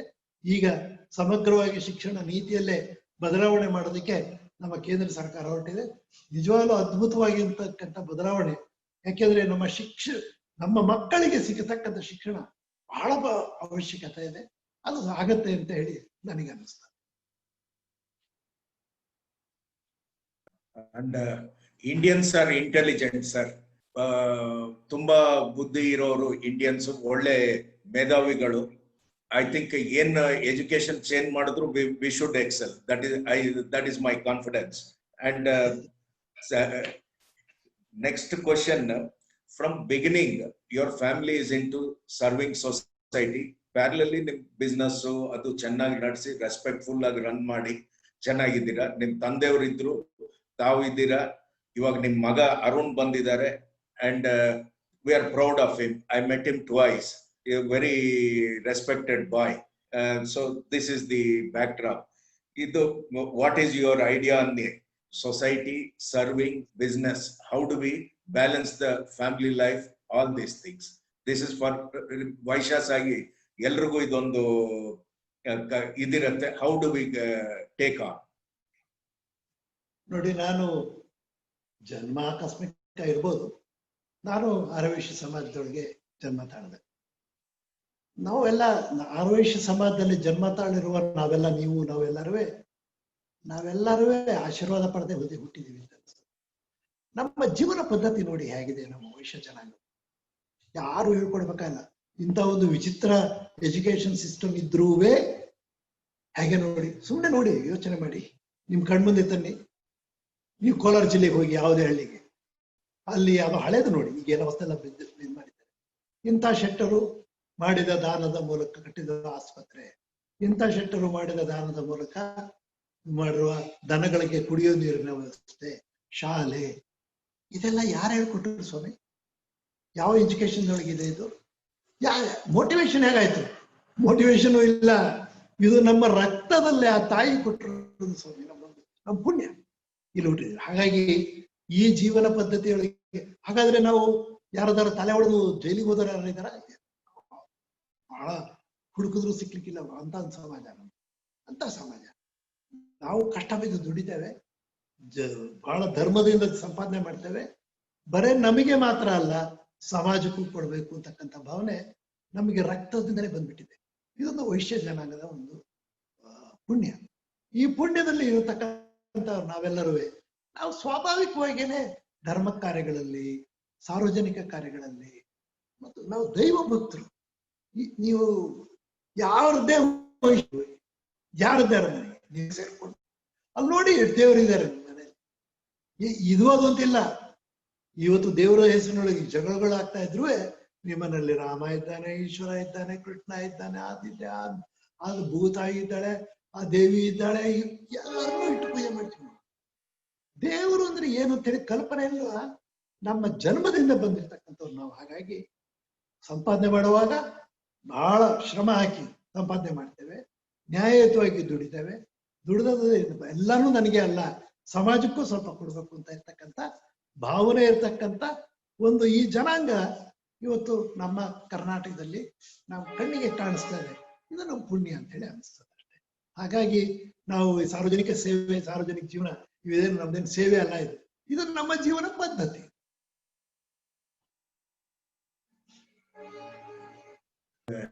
Very well said sir. Any Vaishyas ಎಲ್ಲರೂ ಅವ್ರವ್ರ ಮನೆ, ಅವ್ರ ಆಫೀಸು ಬಿಟ್ರೆ ಎಲ್ಲ ಒಂದು ಸೈಲೆಂಟ್ ಆಗ ಸಹಾಯ ಮಾಡ್ಬಿಟ್ಟಿರ್ತಾರೆ ಅಷ್ಟೇ. ಯಾರು that is really nice to know from your experiences, sir. ಆಮೇಲೆ sir, next question is, how is CAA and NRC different for our general knowledge purpose, sir, on your perspective? ನೋಡಿ, ಇದನ್ನ ಬಗ್ಗೆ ಸ್ವಲ್ಪ ನಮ್ಮ ಜನ ಅರ್ಥ ಮಾಡ್ಕೋಬೇಕಂತ ಬಹಳ ಅವಶ್ಯಕತೆ. ನಾನು ಹೇಳಿದೆ ನಿಮಗೆ, ನಮ್ಮ ಸ್ವಾತಂತ್ರ್ಯ ಬಂದ ಹೊಸರಲ್ಲಿ ನಮ್ಮ ನಾಡಿನವರಿಗೆ ಏನೇನೋ ಮಾಡಿ ಇಟ್ಬಿಟ್ರು, ಈ ದೇಶ ತುಂಡು ಮಾಡಿಬಿಟ್ರು. ನಿನ್ನೆ ದಿವಸ ನೀವು ಟಿವಿ ಮಾಧ್ಯಮದಲ್ಲಿ ನೋಡಿದ್ರೆ ಕಾಣುತ್ತೆ, ಒನ್ ಟಿವಿನವರು ಅಂತ ಹೇಳ್ತಾರೆ ಇದ್ರು, ಧರ್ಮದ ಆಧಾರದ ಮೇಲೆ ಈ ದೇಶ ತುಂಡು ಮಾಡಿದ ಮೇಲೆ, ಧರ್ಮದ ಆಧಾರದ ಮೇಲೆ ನಿಮಗೆ ಭೂಮಿ ಸಿಕ್ತು, ಇಲ್ಲೇ ಹಾಕೊಳ್ತಿದ್ದೀರಾ ನೀವು. ಆದ್ರೆ ಅವ್ರು ಹಾಗೆ ಮಾಡಿದ್ರು, ಅಲ್ಲಿದ್ದಂತ ಹಿಂದೂಗಳನ್ನೆಲ್ಲ ಕೊಚ್ಚೆ ಹಾಕಿ ತೊಂದ್ರೆ ಓಡಿಸ್ಬಿಟ್ರು. ಆದ್ರೆ ಭಾರತದವರು ನಾವು, ನೀವು ಇರ್ಲಿ ಇರೋಂಗಿದ್ರೆ ಇರಿಯಪ್ಪ, ಹೊಂದ್ಕೊಂಡಿರೋಂಗಿದ್ರೆ ಅಂತೇಳಿ ಬೇರೆ ಹಿಂದೂಗಳಲ್ಲದ ಬೇರೆ ಜನ ನಾವು ಇಲ್ಲಿರೋದಕ್ಕೆ ಬಿಟ್ವಿ. ಆದ್ರೆ ಆ ದೇಶದಲ್ಲಿರ್ತಕ್ಕಂಥ ನಮ್ಮ ಹಿಂದೂಗಳು, ಆ ದೇಶದಲ್ಲಿರ್ತಕ್ಕಂಥ ಅಲ್ಪಸಂಖ್ಯಾತರಾದಂಥ ಕ್ರಿಶ್ಚಿಯನ್ರು, ಬೌದ್ಧರು, ಸಿಖ್ರು, ಅವ್ರ ಗತಿ ಹೇಳಕ್ಕಾಗಲ್ಲ. ಇವತ್ತಿನ ತನಕ ಅವ್ರನ್ನ ಅಲ್ಲಿಂದ ಓಡಿಸ್ತಾ ಇದ್ದಾರೆ, ಕಿತ್ತಾಕ್ತಾ ಇದ್ದಾರೆ. ಹಾಗೆ ಬಂದವರು 2014 ಮುಂಚಿಂದಲೂ ಬಂದಿದ್ದಾರೆ, ಈಗಲೂ ಬರ್ತಾ ಇದ್ದಾರೆ. ಆದ್ರೆ ಬಂದವರಿಗೆ ನಮ್ಮ ದೇಶದೊಳಗೆ ರಾಜ್ಯಾಂಗದ ಪ್ರಕಾರ ಅವರಿಗೆ ನಾಗರಿಕ ಹಕ್ಕು ಸಿಕ್ಕುದಿಲ್ಲ. ದೇ ಬಿಕಮ್ ಫಾರ್, ಅದಕ್ಕೊಂದು ಅಪ್ಲೈ ಮಾಡಬೇಕು, ಬಹಳ ಕಟ್ಟದ ಕೆಲಸ. ಇಲ್ಲಿ ನಾವು ಒಂದು ದೇಶದಿಂದ ಬಂದವರಿಗೆ ಇನ್ನೊಂದು ದೇಶದಲ್ಲಿ ನಾಗರಿಕತ್ವ ಸಿಗೋದು ಬಹಳ ಕಟ್ಟದ ಕೆಲಸ. ಹಾಗೆ ಅವ್ರಿಗೆ ಕಾರಣ ಓಡ್ಬಂದ, ಶ್ರೀಮಂತರಿಗೆ ಇದ್ರೆ ಅಲ್ಲೇ ಉಳಿತಿದ್ರು, ಆರಾಮಿದ್ದಿದ್ರೆ ಅಲ್ಲೇ ಇರ್ತಾ ಇದ್ರು. ಓಡಿ ಬಂದವರು ಬಡವರು ಮತ್ತು ಎಜುಕೇಶನ್ ಅಲ್ಲಿ ಹಿಂದೆ ಇದ್ದಂತ ರೈತರು, ಕೃಷಿಕರು, ಇಂಥವ್ರು, ಅವರಿಗೆ ನಾಗರಿಕತ್ವ ಸಿಕ್ಕಿಲ್ಲ, ಕೊಟ್ಟೇ ಇಲ್ಲ. ಕೊಡಬೇಕು ಅಂತ ಹೇಳಿ ನಾನು ಪ್ರತಿನಿಧಿಸ್ತಾ ಇರ್ತಕ್ಕಂಥ ಪಾರ್ಟಿ ಅಲ್ಲ, ಕಾಂಗ್ರೆಸ್ ರೆಸಲ್ಯೂಷನ್ ಮಾಡಿದೆ, ಈ ರೀತಿ ಬಂದವರಿಗೆ ಅವರಿಗೆ ನಾಗರಿಕತ್ವ ಕೊಡ್ಬೇಕು ಅಂತ. ಆದ್ರೆ ನಮ್ಮ ದೇಶದ ದೌರ್ಭಾಗ್ಯ ಮತ್ತು ನಮಗಿನ್ನು ಆ ಒಂದು ಕೆಟ್ಟ ದಿನಗಳು ಹೋಗ್ಲೇ ಇಲ್ಲ ಅಂತ ಕಾಣುತ್ತೆ. ಅದು ಆ ಕಾನೂನು ಮಾಡ್ಲೇ ಇಲ್ಲ, ಆಳ್ತಾ ಇದ್ದೇವೆ. ಇವತ್ತಿನ ಸರ್ಕಾರ ಬಂದ್ಮೇಲೆ ಆ ಕಾನೂನು ಮಾಡ್ತೇವೆ ಅಂತ ಹೇಳಿ ಆ ಕಾನೂನು ಮಾಡಿದ್ದಾರೆ. ಏನದು CAA ಅಂದ್ರೆ ಏನು? Citizens amendment act, citizenship amendment act. ಅದು ಏನ್ ಆಕ್ಟ್ ಮಾಡಿದ್ದಾರೆ? ಆಕ್ಟ್ ನಾನು ಓದಿದ್ದೇನೆ. ಏನಿದೆ? ಪರದೇಶದಿಂದ ಬಂದರ ಆ ದೇಶದ ಅಲ್ಪಸಂಖ್ಯಾತರು. ಆದ್ರೆ ಇವತ್ತು ಪಾಕಿಸ್ತಾನದೊಳಗೆ ಅಲ್ಲಿಂದ ಬಂದಂತ ಮುಸಲ್ಮಾನರು ಅಲ್ಪಸಂಖ್ಯಾತರಾಗೋದಿಲ್ಲ. ಪಾಕಿಸ್ತಾನಕ್ಕೆ ಅವರು ಬಹುಸಂಖ್ಯಾತರು. ಹಿಂದೂಗಳು, ಕ್ರಿಶ್ಚಿಯನ್ರು, ಬೌದ್ಧರು, ಸಿಖ್ರು ಅವರು ಅಲ್ಪಸಂಖ್ಯಾತರಾಗ್ತಾರೆ. ಹಾಗೆ ಬಾಂಗ್ಲಾದೇಶ ಅಥವಾ ಅದು ಪಾಕಿಸ್ತಾನದ ಒಂದೇ ಭಾಗ ಆಗಿತ್ತು. ಈ ರೀತಿ ಬಂದಂಥವರಿಗೆ ನಾಗರಿಕತ್ವ ಕೊಡಬೇಕು ಅಂತಕ್ಕಂಥ ಕಾನೂನು ಬದಲಾವಣೆ. ಇವ್ರೇನ್ ಮಾಡಿದ್ರು? ಪ್ರಚಾರ ನೋಡಿ ಹೇಗೆ ನಡೆಸಿದ್ರು, ಹೇಗಿದ್ದಾರೆ ಜನ. ನಿಮ್ಮ ನಾಗರಿಕತ್ವ ತಗೊಂಡ್ಬಿಡ್ತಾರೆ ಅಂತ ಅದ್ರೊಳಗೆ ಕಿತ್ತಾಕೋದು ಪ್ರಶ್ನೆನೇ ಇಲ್ಲ. CAA ನಲ್ಲಿ ತಗೊಳ್ಳೋದು ಅಷ್ಟೇ, ಮತ್ತೆ ಅದು ಕೊಡ್ಬೇಕು ಅಂತೇಳಿ ಕಾಂಗ್ರೆಸ್ನವರು ರೆಸಲ್ಯೂಷನ್ಗಳನ್ನು ಮಾಡಿ ಅದ್ರ ಮೂಲಕ ಬಂದಂತ ಒಂದು ಕಾನೂನು, ಅದನ್ನ ತಪ್ಪು ಜನಗಳಿಗೆ ಹೇಳ್ತಾ ಪ್ರಚಾರ ಮಾಡಿ ರಾಜಕೀಯ ದುರ್ಲಾಭ ಪಡಿತಾ ಸಮಾಜದಲ್ಲಿ ಅಲ್ಲೋಕಲ್ಲನ ಮಾಡೋದಕ್ಕೆ ಹೊರಟಿದ್ದಂಥದ್ದು ಇದು CAA. ಇದನ್ನ ನಾವೆಲ್ಲರೂ ಸರಿಯಾಗಿ ಅರ್ಥ ಮಾಡ್ಕೋಬೇಕು. ಇದನ್ನೆಲ್ಲರೂ ನಾವು ಹೃದಯಪೂರ್ವಕವಾಗಿ ಸ್ವಾಗತ ಮಾಡಬೇಕು. ಆ ದೇಶದಿಂದ ಬಂದಿರತಕ್ಕಂಥ ಆ ದೇಶದ ಅಲ್ಪಸಂಖ್ಯಾತರನ್ನ ನಾವು ಸಮಾಧಾನವಾಗಿ ಮರ್ಯಾದೆಯಿಂದ ಬಾಳೋ ಹಾಗೆ ಮಾಡೋದಂತ ಕಾನೂನು CAA. ಇನ್ನು NRC, ಇದರ ಅರ್ಥನೇ ಯಾರಿಗೂ ಅರ್ಥ ಆಗ್ಲಿಲ್ಲ, ಯಾರಿಗೂ ಗೊತ್ತಾಗಿಲ್ಲ. ಸ್ವಾಮಿ, ನಮ್ಮ ದೇಶದೊಳಗೆ 10 ವರ್ಷಕ್ಕೊಂದ್ಸರಿ ಸೆನ್ಸಸ್ ಆಗುತ್ತೆ. ಸೆನ್ಸಸ್ ಆದ್ಮೇಲೆ ನೀವು ಯಾರು ನೀವು ಅಂತ ನ್ಯಾಷನಲ್ ರಿಜಿಸ್ಟರ್ ಸರ್ಟಿಫಿಕೇಟ್ ಅದು ನಮ್ಮ ನ್ಯಾಷನಲ್ ನಾವಿದೀವಿ ಈ ದೇಶದೊಳಗೆ. ಈಗ ವೋಟರ್ಸ್ ಲಿಸ್ಟ್ ಪ್ರತಿ 5 ವರ್ಷಕ್ಕೊಮ್ಮೆ ವೋಟರ್ಸ್ ಲಿಸ್ಟ್, 10 ವರ್ಷಕ್ಕೊಮ್ಮೆ ವೋಟರ್ಸ್ ಲಿಸ್ಟ್ ಬದಲಾವಣೆ ಮಾಡಲ್ವಾ? ಯಾರಿದ್ದಾರೆ? ಯಾರು ನಿಮ್ಮ ಮನೇಲಿ ಎಷ್ಟು ಜನ ಇದ್ದೀರಾ? ಯಾರು ಇದ್ದೀರಾ? 15 ವರ್ಷ ಆದವರು, 18 ವರ್ಷ ಆದರು, 50 ಅದನ್ನ ನಡೆಸ್ತಕ್ಕಂಥ ಕೆಲಸ ಸೆನ್ಸಸ್. ಸೆನ್ಸಸ್ಸಿನ ಒಂದು ಭಾಗ NRC. NRCಗೂ ವಿರೋಧ ಮಾಡೋದು ಇದ್ರೆ ಇದೊಂದು ಮೂರ್ಖತನದ ಪ್ರಮಾಣ. ಸೆನ್ಸಸ್ನೊಳಗೆ ನಿಮ್ಮ ಹೆಸರು ಬಾರದೆ ಹೋದ್ರೆ ನಿಮಗೆ ಯಾವುದು ಸಿಕ್ಕೋದಿಲ್ಲ ಬೆನಿಫಿಟ್ಸ್. ಇವತ್ತಿನ ದಿನ ನಿಮಗೆ ಒಂದು ಔಷಧಿ ಕೊಡ್ಬೇಕು, ಇನ್ಶೂರೆನ್ಸ್ ಮಾಡ್ಸಕ್ಕೂ ಬರೋಲ್ಲ. ಈ ರೀತಿ ಒಂದು ಪದ್ಧತಿ ಇದೆ. ತಪ್ಪು ಮಾತುಗಳನ್ನ ಹೇಳತಕ್ಕಂಥ ರಾಜಕೀಯ ದುರುದ್ದೇಶ ಪೂರಿತ ಸಂಘಟನೆಗಳು ಸಮಾಜದೊಳಗೆ ಈ ರೀತಿ ವಿಷ ಬಿತ್ತಾ ಇದ್ದಾರೆ. ಇದನ್ನ ನಮ್ಮ ಜನ, ನಾವು ನಮ್ಮ ತರುಣರು ಅರ್ಥ ಮಾಡ್ಕೋಬೇಕು. ಇದ್ರ ಜೊತೆಗೆ ನಾವು ಇರಬೇಕು ಅಂತ ಹೇಳಿ ನಾನು ಇಷ್ಟಪಡ್ತೇನೆ. It's well said, sir. definitely it is in the benefit of the whole system, whole communities, whole people. It ಎಲ್ಲಾನು ಒಂಥರ ಸಿಂಪ್ಲಿಫೈ ಮಾಡ್ತಾ ಇದೆ ಈ ಗವರ್ಮೆಂಟ್, ಯುವರ್ ವಿಷನ್ ಅಂಡ್ ಇದು. ಇವಾಗ ಅರ್ಲಿಯರ್ ಯಾವ್ದಾದ್ರು ಒಂದು ಸ್ಕೀಮ್ ಕೊಟ್ಟು ಜನರಿಗೆ ದುಡ್ಡು ತಲುಪಿಸ್ಬೇಕು ಅಂದ್ರೆ ಪ್ರೆಸ್ ಅಲ್ಲಿ ಬರೋದು, ಆಕ್ಟ್ ಅಲ್ಲಿ ಪಾಸ್ ಆಗೋದು. ಅವ್ರ ದುಡ್ಡು ತಲುಪಿಸ್ಬೇಕು, ಅವ್ರಿಗೆ ರೀಚ್ ಆಗ್ಬೇಕು ಅಂದ್ರೆ it use to take generations. ಇವತ್ತು I think one click of your computer ಎಲ್ಲಾರ ಅಕೌಂಟ್ಸ್ಗೂ ಹೊಟ್ಟೋಯ್ತು. I am right or wrong sir? ಇದಕ್ಕೊಂದು ನೀವೊಂದು ಮಾತು ಒಂದು ಹೇಳಿದ್ರೆ ಐ ವಿಲ್ ಬಿ ಹ್ಯಾಪಿ. ಅಲ್ಲ, ಇವತ್ತು ಬಹಳಷ್ಟು ದೊಡ್ಡ ಬದಲಾವಣೆಗಳನ್ನ ಕಳೆದ 6 ವರ್ಷಗಳಲ್ಲಿ ನಾವು ನೋಡ್ತಾ ಇದ್ದೇವೆ. ನಮ್ಮ ದೇಶದೊಳಗೆ ಈ ಭ್ರಷ್ಟಾಚಾರ ಅನ್ನೋದು ಶಾಪ ನಮಗೆ. ಇವತ್ತಲ್ಲ, ನಮ್ಮ ದೇಶಕ್ಕೆ ಸ್ವಾತಂತ್ರ್ಯ ಬಂದ ತಕ್ಷಣ ಇನ್ನು ಸ್ವಾತಂತ್ರ್ಯ ಬಂದ ಮೊದಲ ದಿನಗಳಲ್ಲಿ ಇಂಗ್ಲೆಂಡಿಂದ ಜೀಪ್ಗಳನ್ನ ನಾವು ಆಮದು ಮಾಡ್ಕೊಂಡ್ವಿ. 2ನೇ ಮಹಾಯುದ್ಧದಲ್ಲಿ ಹಾಳಾಗಿ ರಿಪೇರಿ ಆದಂತ ಜೀಪ್ಗಳು, ಆ ಜೀಪ್ಗಳನ್ನ ಆಮದು ಮಾಡ್ಕೊಂಡ್ವಿ. ಅದ್ರೊಳಗೂ ಸ್ಕ್ಯಾಂಡಲ್. ಅಲ್ಲಿಂದ ಶುರು ನಮ್ಮ ದೇಶದೊಳಗೆ ಈ ಯಾವ್ದೇ ಒಂದು ಆಮದು ಮಾಡ್ಕೊಂಡ್ರೆ ಸ್ಕ್ಯಾಂಡಲ್ಲು.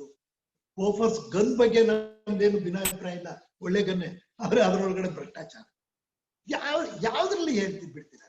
ಈ ರೀತಿ ನಡೀತಾ ಇದ್ದಂತ ಕಾಲ. ಕಡೆಗೆ ಒಂದೇನೋ ಯಾರಿಗೂ ಬುದ್ಧಿ ಬಂತು ಅನ್ನಿಸ್ತು, ಇಲ್ಲ ವಯಸ್ಸಾದವರಿಗೆ ಪೆನ್ಷನ್ ಕೊಡ್ಬೇಕು, ಪೆನ್ಷನ್ ಕೊಟ್ಟರು. ಪೆನ್ಷನ್ ಪೋಸ್ಟ್ ಮ್ಯಾನ್ ಮೂಲಕ ಕಳಿಸ್ತಾ ಇದ್ರು. ಅವನು ಅದೆಲ್ಲ 5 ರೂಪಾಯಿ ಇಸ್ಕೊತಾ ಇದ್ದ, ದುಡ್ಡು ಕೊಡದೇ ಇದ್ರೆ ಅವ್ರು ಕೊಡ್ತಾ ಇರಲಿಲ್ಲ. ಈ ತರ ಪರಿಸ್ಥಿತಿ ಅಂದ್ರೆ ಎಲ್ಲ ಇತ್ತು. ಆದ್ರೆ ಜನ್ಧನ್ ಹೆಸರಿನಲ್ಲಿ ಎಲ್ಲ ಸಾಮಾನ್ಯ ನಾಗರಿಕರು ಬ್ಯಾಂಕ್ಗಳಲ್ಲಿ ಖಾತೆ ಓಪನ್ ಮಾಡಬೇಕು. ಕೇಂದ್ರದಿಂದ ಕೊಡ್ತಕ್ಕಂಥ ಹಣ ಒಂದು ಬಟನ್ ಒತ್ತಿದ ತಕ್ಷಣ ನಿಮಗೆ ತಲುಪುತ್ತೆ ಅಂತ ಹೇಳ್ತಾ ಇದ್ರು. ಬಹಳಷ್ಟು ಜನ ನಮ್ಮ ಸಮಾಜದಲ್ಲೂ ಕೆಲವರಿಗೆ ಗೊತ್ತಿರ್ಬೋದು, ಇದು ರೈತರಿದ್ದೇವೆ ನಾವು. ಕೆಲವರು ಅವ್ರ ಹೆಸರು, ಅವ್ರು ಇನ್ನೂ ರೈತರು ಅಂತ. ಕಳೆದ ವರ್ಷದಿಂದ ಸ್ಕೀಮ್ ಮಾಡಿದ್ದಾರೆ ಕೇಂದ್ರ ಸರ್ಕಾರ. ವರ್ಷಕ್ಕೆ 6,000, 3 ಬಾರಿ 2,000 ಹಂಗೆ ಅವ್ರ ಖಾತೆಗೆ ಬರ್ತದೆ. ಈಗ ಸ್ವಲ್ಪ ಕೆಳಗೆ ಸಾವಿರಾರು ಕೋಟಿ ರೂಪಾಯಿಗಳನ್ನ ಕೇಂದ್ರ ಸರ್ಕಾರ ಈ ರೀತಿ ಬಿಡುಗಡೆ ಮಾಡಿದ್ದು ರೈತರಿಗೆ ತಲುಪ್ತು. ಅಂದ್ರೆ 3ನೇ ಕಂತು ಪ್ರತಿಯೊಬ್ಬರಿಗೂ 6,000 ಅಂದ್ರೆ 2,000 ಹಂಗೆ 3 ಬಾರಿ ರೈತರಿಗೆ ನೇರವಾಗಿ ಅವ್ರ ಅಕೌಂಟಿಗೆ ಜಮಾ ಆಯ್ತು. ಇದಕ್ಕಿಂತ ಏನಾದ್ರು ಬೇಕಾ? ನೀವು ಯಾರಿಗೂ ಹೋಗಿ ಸಾಲ ಮಾಡಿಬೇಕಾಗಿಲ್ಲ, ಅದರದ್ದು ಕಮಿಷನ್ ಕೊಡ್ಬೇಕಾಗಿಲ್ಲ. ನಿಮ್ಮ ಅಕೌಂಟ್ನೊಳಗೆ 2,000 ರೂಪಾಯಿ ರಿಫ್ಲೆಕ್ಟ್ ಆಗ್ಬಿಡುತ್ತೆ. ಈ ರೀತಿಯ ವ್ಯವಸ್ಥೆ ನಮ್ಮ ದೇಶದೊಳಗೆ ಒಂದು ಅದ್ಭುತ ಪ್ರಗತಿ ಮತ್ತು ನಂಬಿಕೆ, ಸರ್ಕಾರದ ಜೊತೆಗೆ ವ್ಯವಸ್ಥೆ ಜೊತೆಗೆ ಸಾಮಾನ್ಯ ಜನರಿಗೆ ನಂಬಿಕೆ ಬರ್ತಕ್ಕಂಥ ಒಂದು ಕಾರ್ಯಕ್ರಮ ಈ ತರದೊಂದು ನಡೀತಾ ಇದೆ. ಇದನ್ನೆಲ್ಲರಿಗೂ ಅರ್ಥ ಮಾಡಿಸ್ಕೊಡ್ಬೇಕು ಅಂತ ಹೇಳಿ ನನಗೆ ಅನಿಸ್ತದೆ. Sir thank you. ಇದಲ್ಲದೆ ಸಾಕಷ್ಟು ಈ ಸರ್ಕಾರ ಮಾಡಿದೆ. ಇವೆಲ್ಲ ನಿಮ್ಮ ಮೀನ್ಸ್ ನಿಮ್ಮ ಜೊತೆ ಇದ್ದವರೆಲ್ಲ ಇವ್ರ ಥಿಂಕಿಂಗ್ಗಳು. We should respect you also for that thing sir. ಇನ್ನೊಂದು, ಈ ಫರ್ಟಿಲೈಸರ್ಸ್ ಯಾವಾಗ್ಲೂ ಶಾರ್ಟೇಜ್, ಕೆಲವು ಕಡೆ ಎಕ್ಸಸ್ ಇಲ್ಲ ಶಾರ್ಟೇಜ್. ಇದಕ್ಕೆ ಈ ಸರ್ಕಾರ I think made some coating which will not be used in other industries. Fertilisers ಆ ಕೋಟಿಂಗ್ ಮಾಡಿ ಓನ್ಲಿ ಫಾರ್ ಅಗ್ರಿಕಲ್ಚರ್ ಯೂಸ್ ಮಾಡಬೇಕು, ಅದನ್ನ ಮಾಡಿದ್ರು. ಮೀನ್ಸ್ ಇದ್ರ ಬಗ್ಗೆ ಸೊ ದಟ್ ಫಾರ್ಮರ್ಸ್ಗೆ ಫರ್ಟಿಲೈಸರ್ಸ್ ಆರ್ ಅವೈಲೇಬಲ್. ಇದೊಂದು. ತಿರ್ಗಾ ಸ್ವಚ್ಛ ಭಾರತ್ ಟಾಯ್ಲೆಟ್ಸ್ ಎಷ್ಟೋ ಕಡೆ rural if we go out ಆಚೆ ರೋಡ್ ನಲ್ಲೇ ಮಾಡ್ಬೇಕಾಗಿ ಬಂತು. ಅದು ಐ ಥಿಂಕ್ ನೀವು ನಿಮ್ಮ ಪಕ್ಷದಿಂದ ಎಲ್ಲರೂ ಹಾಕಿ ಅದನ್ನೊಂದು it is a big movement toilet ಬಂದಿರೋದು. ಆಮೇಲೆ ಗ್ಯಾಸ್ ಕನೆಕ್ಷನ್ಸ್ ಇವಾಗ ನಾವೆಲ್ಲ ಬಿಟ್ಟು ನಾವೆಲ್ಲ ಕಮರ್ಷಿಯಲ್ ನಲ್ಲಿ ಪರ್ಚೇಸ್ ಮಾಡ್ತೀವಿ. What we buy in commercial, this profit is use to give the free gas. ಈ ಇಷ್ಟೊಂದು ಇದು thinking for the common man thinking, ಕಷ್ಟಗಳು ಇದೆಲ್ಲ ನೀವು ನಿಮ್ಮ ಬಗ್ಗೆ ಒಂದು 2-3 ಮಿನಿಟ್ಸ್ ಏನಾದ್ರು ಹೇಳಿದ್ರೆ ಇಟ್ ವಿಲ್ ಬಿ ಹ್ಯಾಪಿ. ಇಲ್ಲ, ಭಾರತ ಅಂದ್ರೆ ಇದೊಂದು ದೊಡ್ಡ ಸಮಾಜ. ಇದರಲ್ಲಿ ಅನುಕೂಲಸ್ಥರಿದ್ದಾರೆ, ಬಡವರಿದ್ದಾರೆ, ತೊಂದರೆಲಿರೋರು ಇದ್ದಾರೆ. ಇವು ಎಲ್ಲರೂ ಸರ್ವತೋಮುಖ, ಸರ್ವಸ್ಪರ್ಶಿ, ಸರ್ವರೂ ಇದರಲ್ಲಿ ಮುಂದಕ್ಕೆ ಬರಬೇಕು ಅನ್ನೋದು ನಮ್ಮ ಪಕ್ಷದ, ನಮ್ಮ ಸರ್ಕಾರದ ಒಂದು ದೇಶ. ಹಾಗಾಗಿ ಈ ರೀತಿ ಸಣ್ಣ ಸಾಧಾರಣ last man in the queue ಅಂತೀವಲ್ಲ, ಅವನಿಗೂ ಸಹ ಮುಟ್ತಕ್ಕಂಥದ್ದು ಸ್ವಚ್ಛ ಭಾರತ ಯೋಜನೆಯಲ್ಲಿ ಅಂತ ಒಂದು ಅದ್ಭುತ ಪರಿಕಲ್ಪನೆ ಇವತ್ತು ಆಯಿತು. ಇವತ್ತು ಅದೇ ರೀತಿ ಅವರಿಗೆ ಪ್ರತಿಯೊಬ್ಬರಿಗೂ ಅವ್ರಿಗೆ ದುಡ್ಡೇ ಇಡೋದು ಬೇಡ, ಜನಧನ ಅಕೌಂಟಿಗೆ ಹಣ ಇಡೋದೇನು ಬೇಡ, ಹಾಗೆ ಅಕೌಂಟ್ ಓಪನ್ ಮಾಡ್ಬೋದು ಅಂತಕ್ಕಂಥ ಕಲ್ಪನೆ ಅದು ಕೊಟ್ಟದ್ದು. ಅವರಿಗೆ ಭ್ರಷ್ಟಾಚಾರ ರಹಿತ ಹಣ ವರ್ಗಾವಣೆ, ಅವರಿಗೆ ಸಿಗಬೇಕಾಗಿರ್ತಕ್ಕಂಥ ಗೊಬ್ಬರ ಸಿಗಬೇಕು, ಅವರಿಗೆ ಮತ್ತು ಗ್ರಾಮೀಣ ಭಾಗದೊಳಗೆ ರಸ್ತೆ ನಿರ್ಮಾಣ, ಕುಡಿಯೋ ನೀರಿನ ವ್ಯವಸ್ಥೆ, ಈ ರೀತಿ ಹಲವು ವಿಧಗಳ ಕಾರ್ಯಕ್ರಮಗಳು ಇವತ್ತು ಒಂದು ಘೋಷಣೆ ಮಾಡಿದರೆ ಇನ್ನು 3 ವರ್ಷದೊಳಗೆ 2 ವರ್ಷದೊಳಗೆ ಎಲ್ಲ ಕುಟುಂಬಕ್ಕೂ ಒಂದು ಮನೆ ಇದು ಮಾಡ್ತಾ ಇದ್ದೇವೆ. ಲಕ್ಷಾಂತರ ಮನೆಗಳ ನಿರ್ಮಾಣ, ಇದು ಸಾಮಾನ್ಯ ಜನರಿಗೆ. ಹಾಗೆ ಪ್ರತಿಯೊಂದು ಮನೆಯಲ್ಲೂ ನಲ್ಲಿ ನೀರು ಬರಬೇಕು, ಅಂದ್ರೆ ಮನೆಯೊಳಗೆ ಟ್ಯಾಪ್ ವಾಟರ್ ಬರಬೇಕು, ಈ ಒಂದು ಕಲ್ಪನೆ. ಆದ್ರೆ ಯಾವ ರೀತಿ ರಾಫೇಲ್ ವಿಮಾನ ಖರೀದಿ ಮಾಡಿ ಭಾರತದ ಸೈನ್ಯಕ್ಕೆ ಶಕ್ತಿ ಕೊಡಬೇಕು ಅಂತ ಹೇಳಿ ಯೋಚನೆ ಮಾಡ್ತೀವೋ, ಹಾಗೆ ಮನೆಯೊಳಗೆ ಕುಡಿಯೋ ನೀರು ಸಹ ಒಳ್ಳೇದಿರ್ಬೇಕು ಅಂತ ಯೋಚನೆ ಮಾಡ್ತಾ ಇರ್ತಕ್ಕಂಥ ಸಾಮಾನ್ಯ ಜನರ ಜೊತೆಗೆ ದೇಶದ ಅದ್ಭುತ ಸಂಗತಿಗಳ ಕಡೆಗೂ ಗಮನ ಕೊಟ್ಟು ಬಹಳ ದೊಡ್ಡ ಒಂದು ವಿಶಾಲವಾದ ತಳಹದಿಯ ಮೇಲೆ ಬಹಳ ದೊಡ್ಡ ಕಲ್ಪನೆಯಿಂದ ಭಾರತವನ್ನ ನಾವು ಖಂಡಿತವಾಗಿಯೇ ಆತ್ಮನಿರ್ಭರ ಭಾರತ ಅಷ್ಟೇ ಅಲ್ಲ, ವಿಶ್ವಗುರು ಭಾರತ ಅಲ್ಲ, ವಿಶ್ವಕ್ಕೆ ಮೊದಲ ಪಂಕ್ತಿಯಲ್ಲಿ ಭಾರತ ನಿಲ್ಲುವ ಹಾಗೆ ನಾವು ಖಂಡಿತ ಮಾಡ್ತೇವೆ ಅನ್ನೋ ವಿಶ್ವಾಸ ನನಗೆ.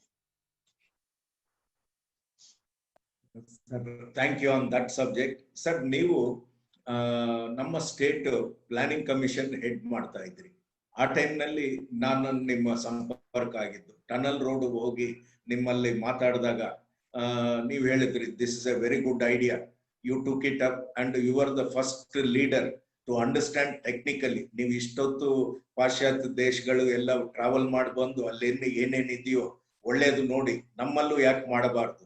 ಸೊ ಆ ಧೈರ್ಯದಲ್ಲಿ ನೀವು ಪುಷ್ ಮಾಡಿದ್ದು ಇವತ್ತು ನಾಳೆ ಏನಾದ್ರೂ ಆದ್ರೆ will all be remembering you sir. So ಈ ಟೈಮಲ್ಲಿ ನೀವೊಂದು ವಿಷನ್ 2020 ಅಂತ ಒಂದು ಮಾಡಿದ್ರಿ, ಅದ್ರ ಬಗ್ಗೆ ಏನಾದ್ರೂ ನಿಮಗೆ ಇದೆಯಾ? ಬಟ್ ಅನ್ಫಾರ್ಚುನೇಟ್ಲಿ ಈ ಟೈಮ್ ನಲ್ಲಿ ಒಂದ್ ಸ್ವಲ್ಪ ಕೊರೋನಾ ಬಂದು ಒಂದು 6-8 ತಿಂಗಳಿಂದ ಗವರ್ಮೆಂಟ್ಸ್ ಆರ್ ಆಲ್ ಮೀನ್ಸ್ ನಮ್ಮ ಪ್ರೈಮ್ ಮಿನಿಸ್ಟರ್ ಅವ್ರು ಹೇಳ್ದಂಗೆ first stay alive then we can think ಅಂತ ಹಾಕಿ ಎಲ್ಲರೂ ಅವ್ರವ್ರ they are staying safe. So ಇದ್ರ ಬಗ್ಗೆ ವಿಷನ್ 2020 1-2 minutes ಏನಾದ್ರು ಹೇಳ್ಬೋದಾ ಸರ್? ಅದು ಬಹಳ ಯೋಜನೆ ಮಾಡಿ ಚರ್ಚೆ ಮಾಡಿದಂತ ಒಂದು ತೀರ್ಮಾನ. ಅದರಂತೆ ಕೆಲವು ಸಂಗತಿಗಳು ಆದವು, ಕೆಲವು ಸಂಗತಿ ಆಗ್ಲೇ ಇಲ್ಲ ಅಂತ ಹೇಳಕ್ ಬರಲ್ಲ. ಉದಾಹರಣೆಗೆ surface drinking water to all, ಇದು ನನ್ನ ಕಲ್ಪನೆ. ಬಹಳ ದೊಡ್ಡ ಯೋಜನೆ ಮಾಡಿ ವರ್ಲ್ಡ್ ಬ್ಯಾಂಕ್ ತನಕ ಹೋಗಿ ಲೋನ್ ತಗೊಂಡ್ಬರೋದಕ್ಕೆ ಪ್ರಯತ್ನ ಮಾಡಿ ಎಲ್ಲ ಮಾಡಿದಂಥದ್ದು. ಆಮೇಲೆ ಅದೇ ರೀತಿ ಈ ಒಂದು ನಮ್ಮ ರಾಜ್ಯದೊಳಗೆ ಕಾಡು ಫಾರೆಸ್ಟ್ ಇಂಪ್ರೂವ್ಮೆಂಟ್ ಹೇಗೆ ಮಾಡಬೇಕು, ಫಸ್ಟ್ ಟೈಮ್ ಬಹುಶಃ ಭಾರತದಲ್ಲಿ ಕರ್ನಾಟಕದಲ್ಲಿ ಕಾಡು ವಿಸ್ತರಣೆ ಆಗ್ತಾ ಇದೆ. ಮತ್ತು ರಸ್ತೆಗಳು, ಗ್ರಾಮೀಣ ಭಾಗದ ರಸ್ತೆಗಳು, ಈ ರೀತಿ ಯೋಚನೆ ಮಾಡ್ತಾ ಆ ಪ್ಲಾನಿಂಗ್ ಬೋರ್ಡ್ ನಿಂದ ನಾವು ಸರ್ಕಾರಕ್ಕೆ ಕೊಟ್ಟು ವಿಷನ್ 2020 ಅಂತ ಹೇಳಿ ಇಡೀ ರಾಜ್ಯದಲ್ಲ ಮಾತ್ರ ಅಲ್ಲ, ಇಡೀ ದೇಶದೊಳಗೇನೆ ಹೆಸರು ಆಗಿದ್ದಂತ ಒಂದು ಸಂಸ್ಥೆ ಅದು. ಅನ್ಫಾರ್ಚುನೇಟ್ ಆಗಿ ನಾನು ಅಲ್ಲಿಂದ ಇವೆಲ್ಲ ರಾಜಕೀಯ ನಿಯುಕ್ತಿಗಳು, ನಾನು ಅಲ್ಲಿಂದ ಹೊರಗೆ ಬರಲೇಬೇಕಾಯ್ತು. ಹೊರ ಬಂದ ಕಾರಣಕ್ಕಾಗಿ ಕೆಲವು ಹಾಗೆ ನಿಂತಿದೆ, ಕೆಲವು ನಡೀತಾ ಇದ್ದಾವೆ, ಇನ್ನು ಕೆಲವು ಆಗ್ಬೋದು, ಮುಂದೆ ನೋಡೋಣ. ಈ ಕೊರೋನಾ ಮುಗಿದ ಮೇಲೆ ಅದರ ಕಡೆ ಗಮನ ಕೊಟ್ಟು ಅದನ್ನು ನೋಡೋಣ. ಅದು ಸ್ವಲ್ಪ ಹಳೆ ಡಾಕ್ಯುಮೆಂಟ್ ಆಯ್ತು, ಮಾಡರ್ನೈಸ್ ಮಾಡಿ ಇವತ್ತು ಟೆಕ್ನಾಲಜಿ ಬಹಳ ಮುಂದುವರೆದಿರುವ ಟೆಕ್ನಾಲಜಿಯ ಮೂಲಕ ವಿಷನ್ 2020ನ ಅದಕ್ಕೆ ವಿಷನ್ 22 23 ತಗೊಂಡು ಹೋಗಿ ಬರುತ್ತಾ ಖಂಡಿತವಾಗಿ ಯೋಚನೆ ಮಾಡಿ.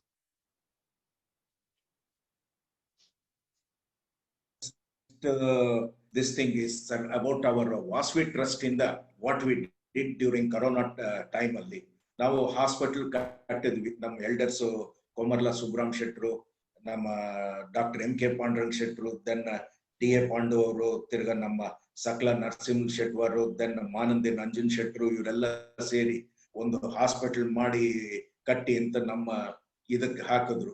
ನಾವು ಬರೀ ಹಾಸ್ಪಿಟಲ್ಗೆ ಹೋಗೋದು ಗೊತ್ತಿತ್ತೋ ಹೊರತು ಹೋಗಿ ಡಾಕ್ಟರ್ ಹತ್ರ ಹಾಸ್ಪಿಟಲ್ ರನ್ ಮಾಡೋದು ಗೊತ್ತಿರ್ಲಿಲ್ಲ.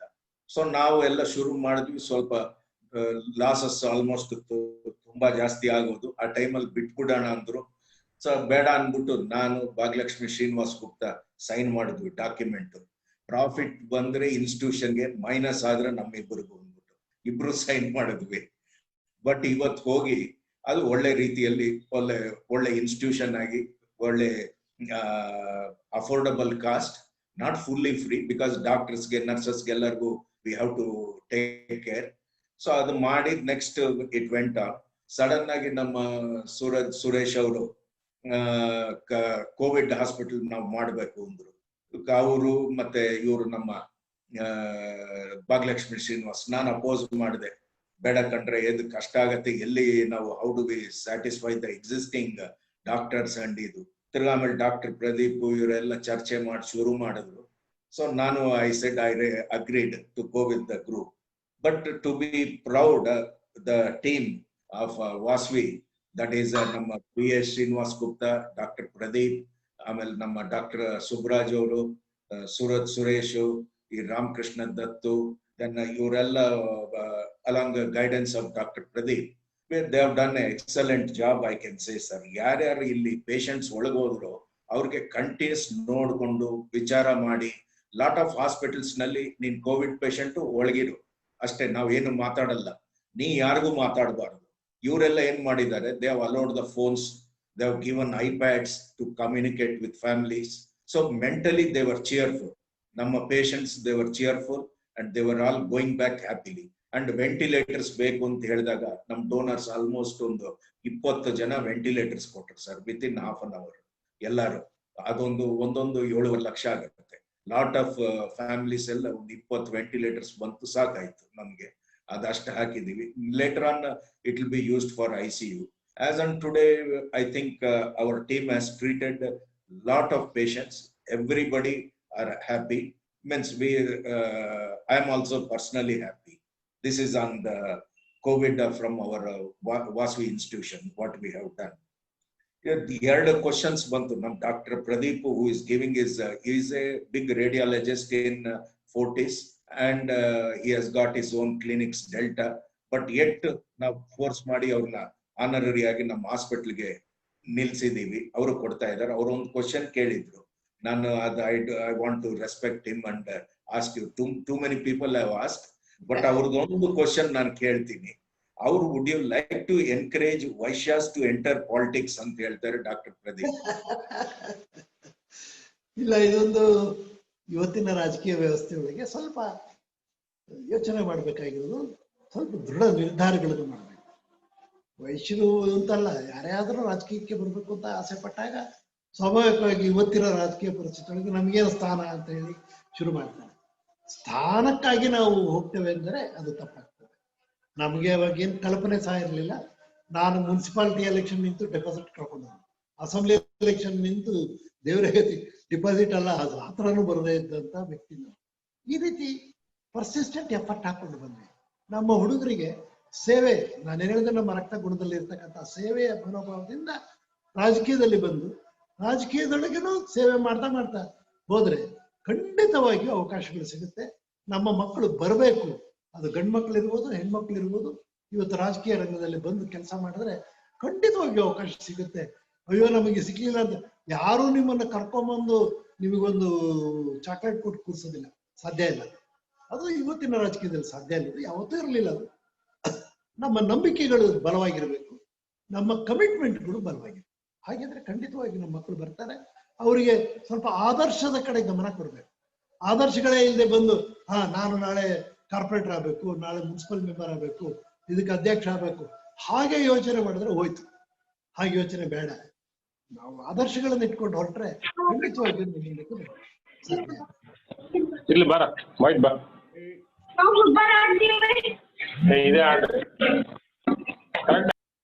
ಅನ್ಮಿಟ್ ಮಾಡ್ಕೊಳ್ಳಿ. Harish sir. Yes sir, yes sir, yes sir. Everything is clear. One or two people they're wanting to ask a few questions. One by one ಕೊಡಬಹುದಾ? Sir, sir. ಸಮಯ ನಾನು ಯಾವ್ದೋ ಇನ್ನೊಂದು ಕಾರ್ಯಕ್ರಮಕ್ಕೆ ಹೋಗ್ಬೇಕು, 1 ಗಂಟೆ ಆಗೋಯ್ತು. ನನಗೆ ಕ್ಷಮಿಸಿ, ಇನ್ನೊಮ್ಮೆ ಯಾವಾಗಾರ ಸೇರೋಣ. Please sir, please. It was nice having you. Always respectful. We feel happy and proud to be you are from our community. We are very much proud sir. So thank you sir. thank you sir. ನಮಸ್ಕಾರ. ಎಲ್ಲರ ಕೋರಿಕೆ ಇನ್ನೊಂದು ಪ್ರಶ್ನೆ ಇದೆ ನಮಸ್ಕಾರ sir. ಎಲ್ಲರ ಕೋರಿಕೆ ನಿಮ್ ಜೊತೆ ಮತ್ತೊಮ್ಮೆ ಯಾವ ಕಾರ್ಯಕ್ರಮ ಮಾಡಬಹುದು ಅಂತ ಸರ್. ನೋಡೋಣ ಮತ್ತೆ ಯಾವಾಗ. Yes sir. Sir, Vasavi trust, Vasavi hospital ಮಾಡ್ತಾ ಇರೋ ಈ ವರ್ಚುವಲ್ ವೆಬಿನಾರ್ಸ್ ಅಲ್ಲಿ ಈ ವಾರ ನಿಮ್ ಜೊತೆ ಆಯ್ತು. ಬರೋ ವಾರ ಎಜುಕೇಶನ್ ಪಾಲಿಸಿ ಬಗ್ಗೆ UGCಯ ಮೆಂಬರ್ ಆದಂತಹ ಪ್ರೊಫೆಸರ್ MK ಶ್ರೀಧರ್ ಅವರು ನಮ್ಮ ಸಮಾಜನ ಉದ್ದೇಶಿಸಿ ಮಾತಾಡ್ತಾರೆ ಸರ್. ಇದ್ರ ಬಗ್ಗೆ ನಾನು ನಿಮ್ಗೆ ಒಂದ್ಸತಿ ಹೇಳೋಣ ಅನ್ಕೊಂಡೆ. ಆಮೇಲೆ ಈ ಒಂದು ಕಾರ್ಯಕ್ರಮ ನೀವು ಭಾಗವಹಿಸೋದಕ್ಕೆ ತುಂಬಾ ಧನ್ಯವಾದಗಳು. ಇದನ್ನ ಮಾಡರೇಟ್ ಮಾಡಿದಂತಹ ನಮ್ಮ ಅಧ್ಯಕ್ಷರು SVS ಸುಬ್ರಹ್ಮಣ್ಯ ಗುಪ್ತಾ ಅವ್ರಿಗೂ ಧನ್ಯವಾದಗಳು ಹೇಳಕ್ಕೆ ಇಷ್ಟಪಡ್ತೀನಿ. ಓಕೆ, ಧನ್ಯವಾದ, ನಮಸ್ಕಾರ. Thank you.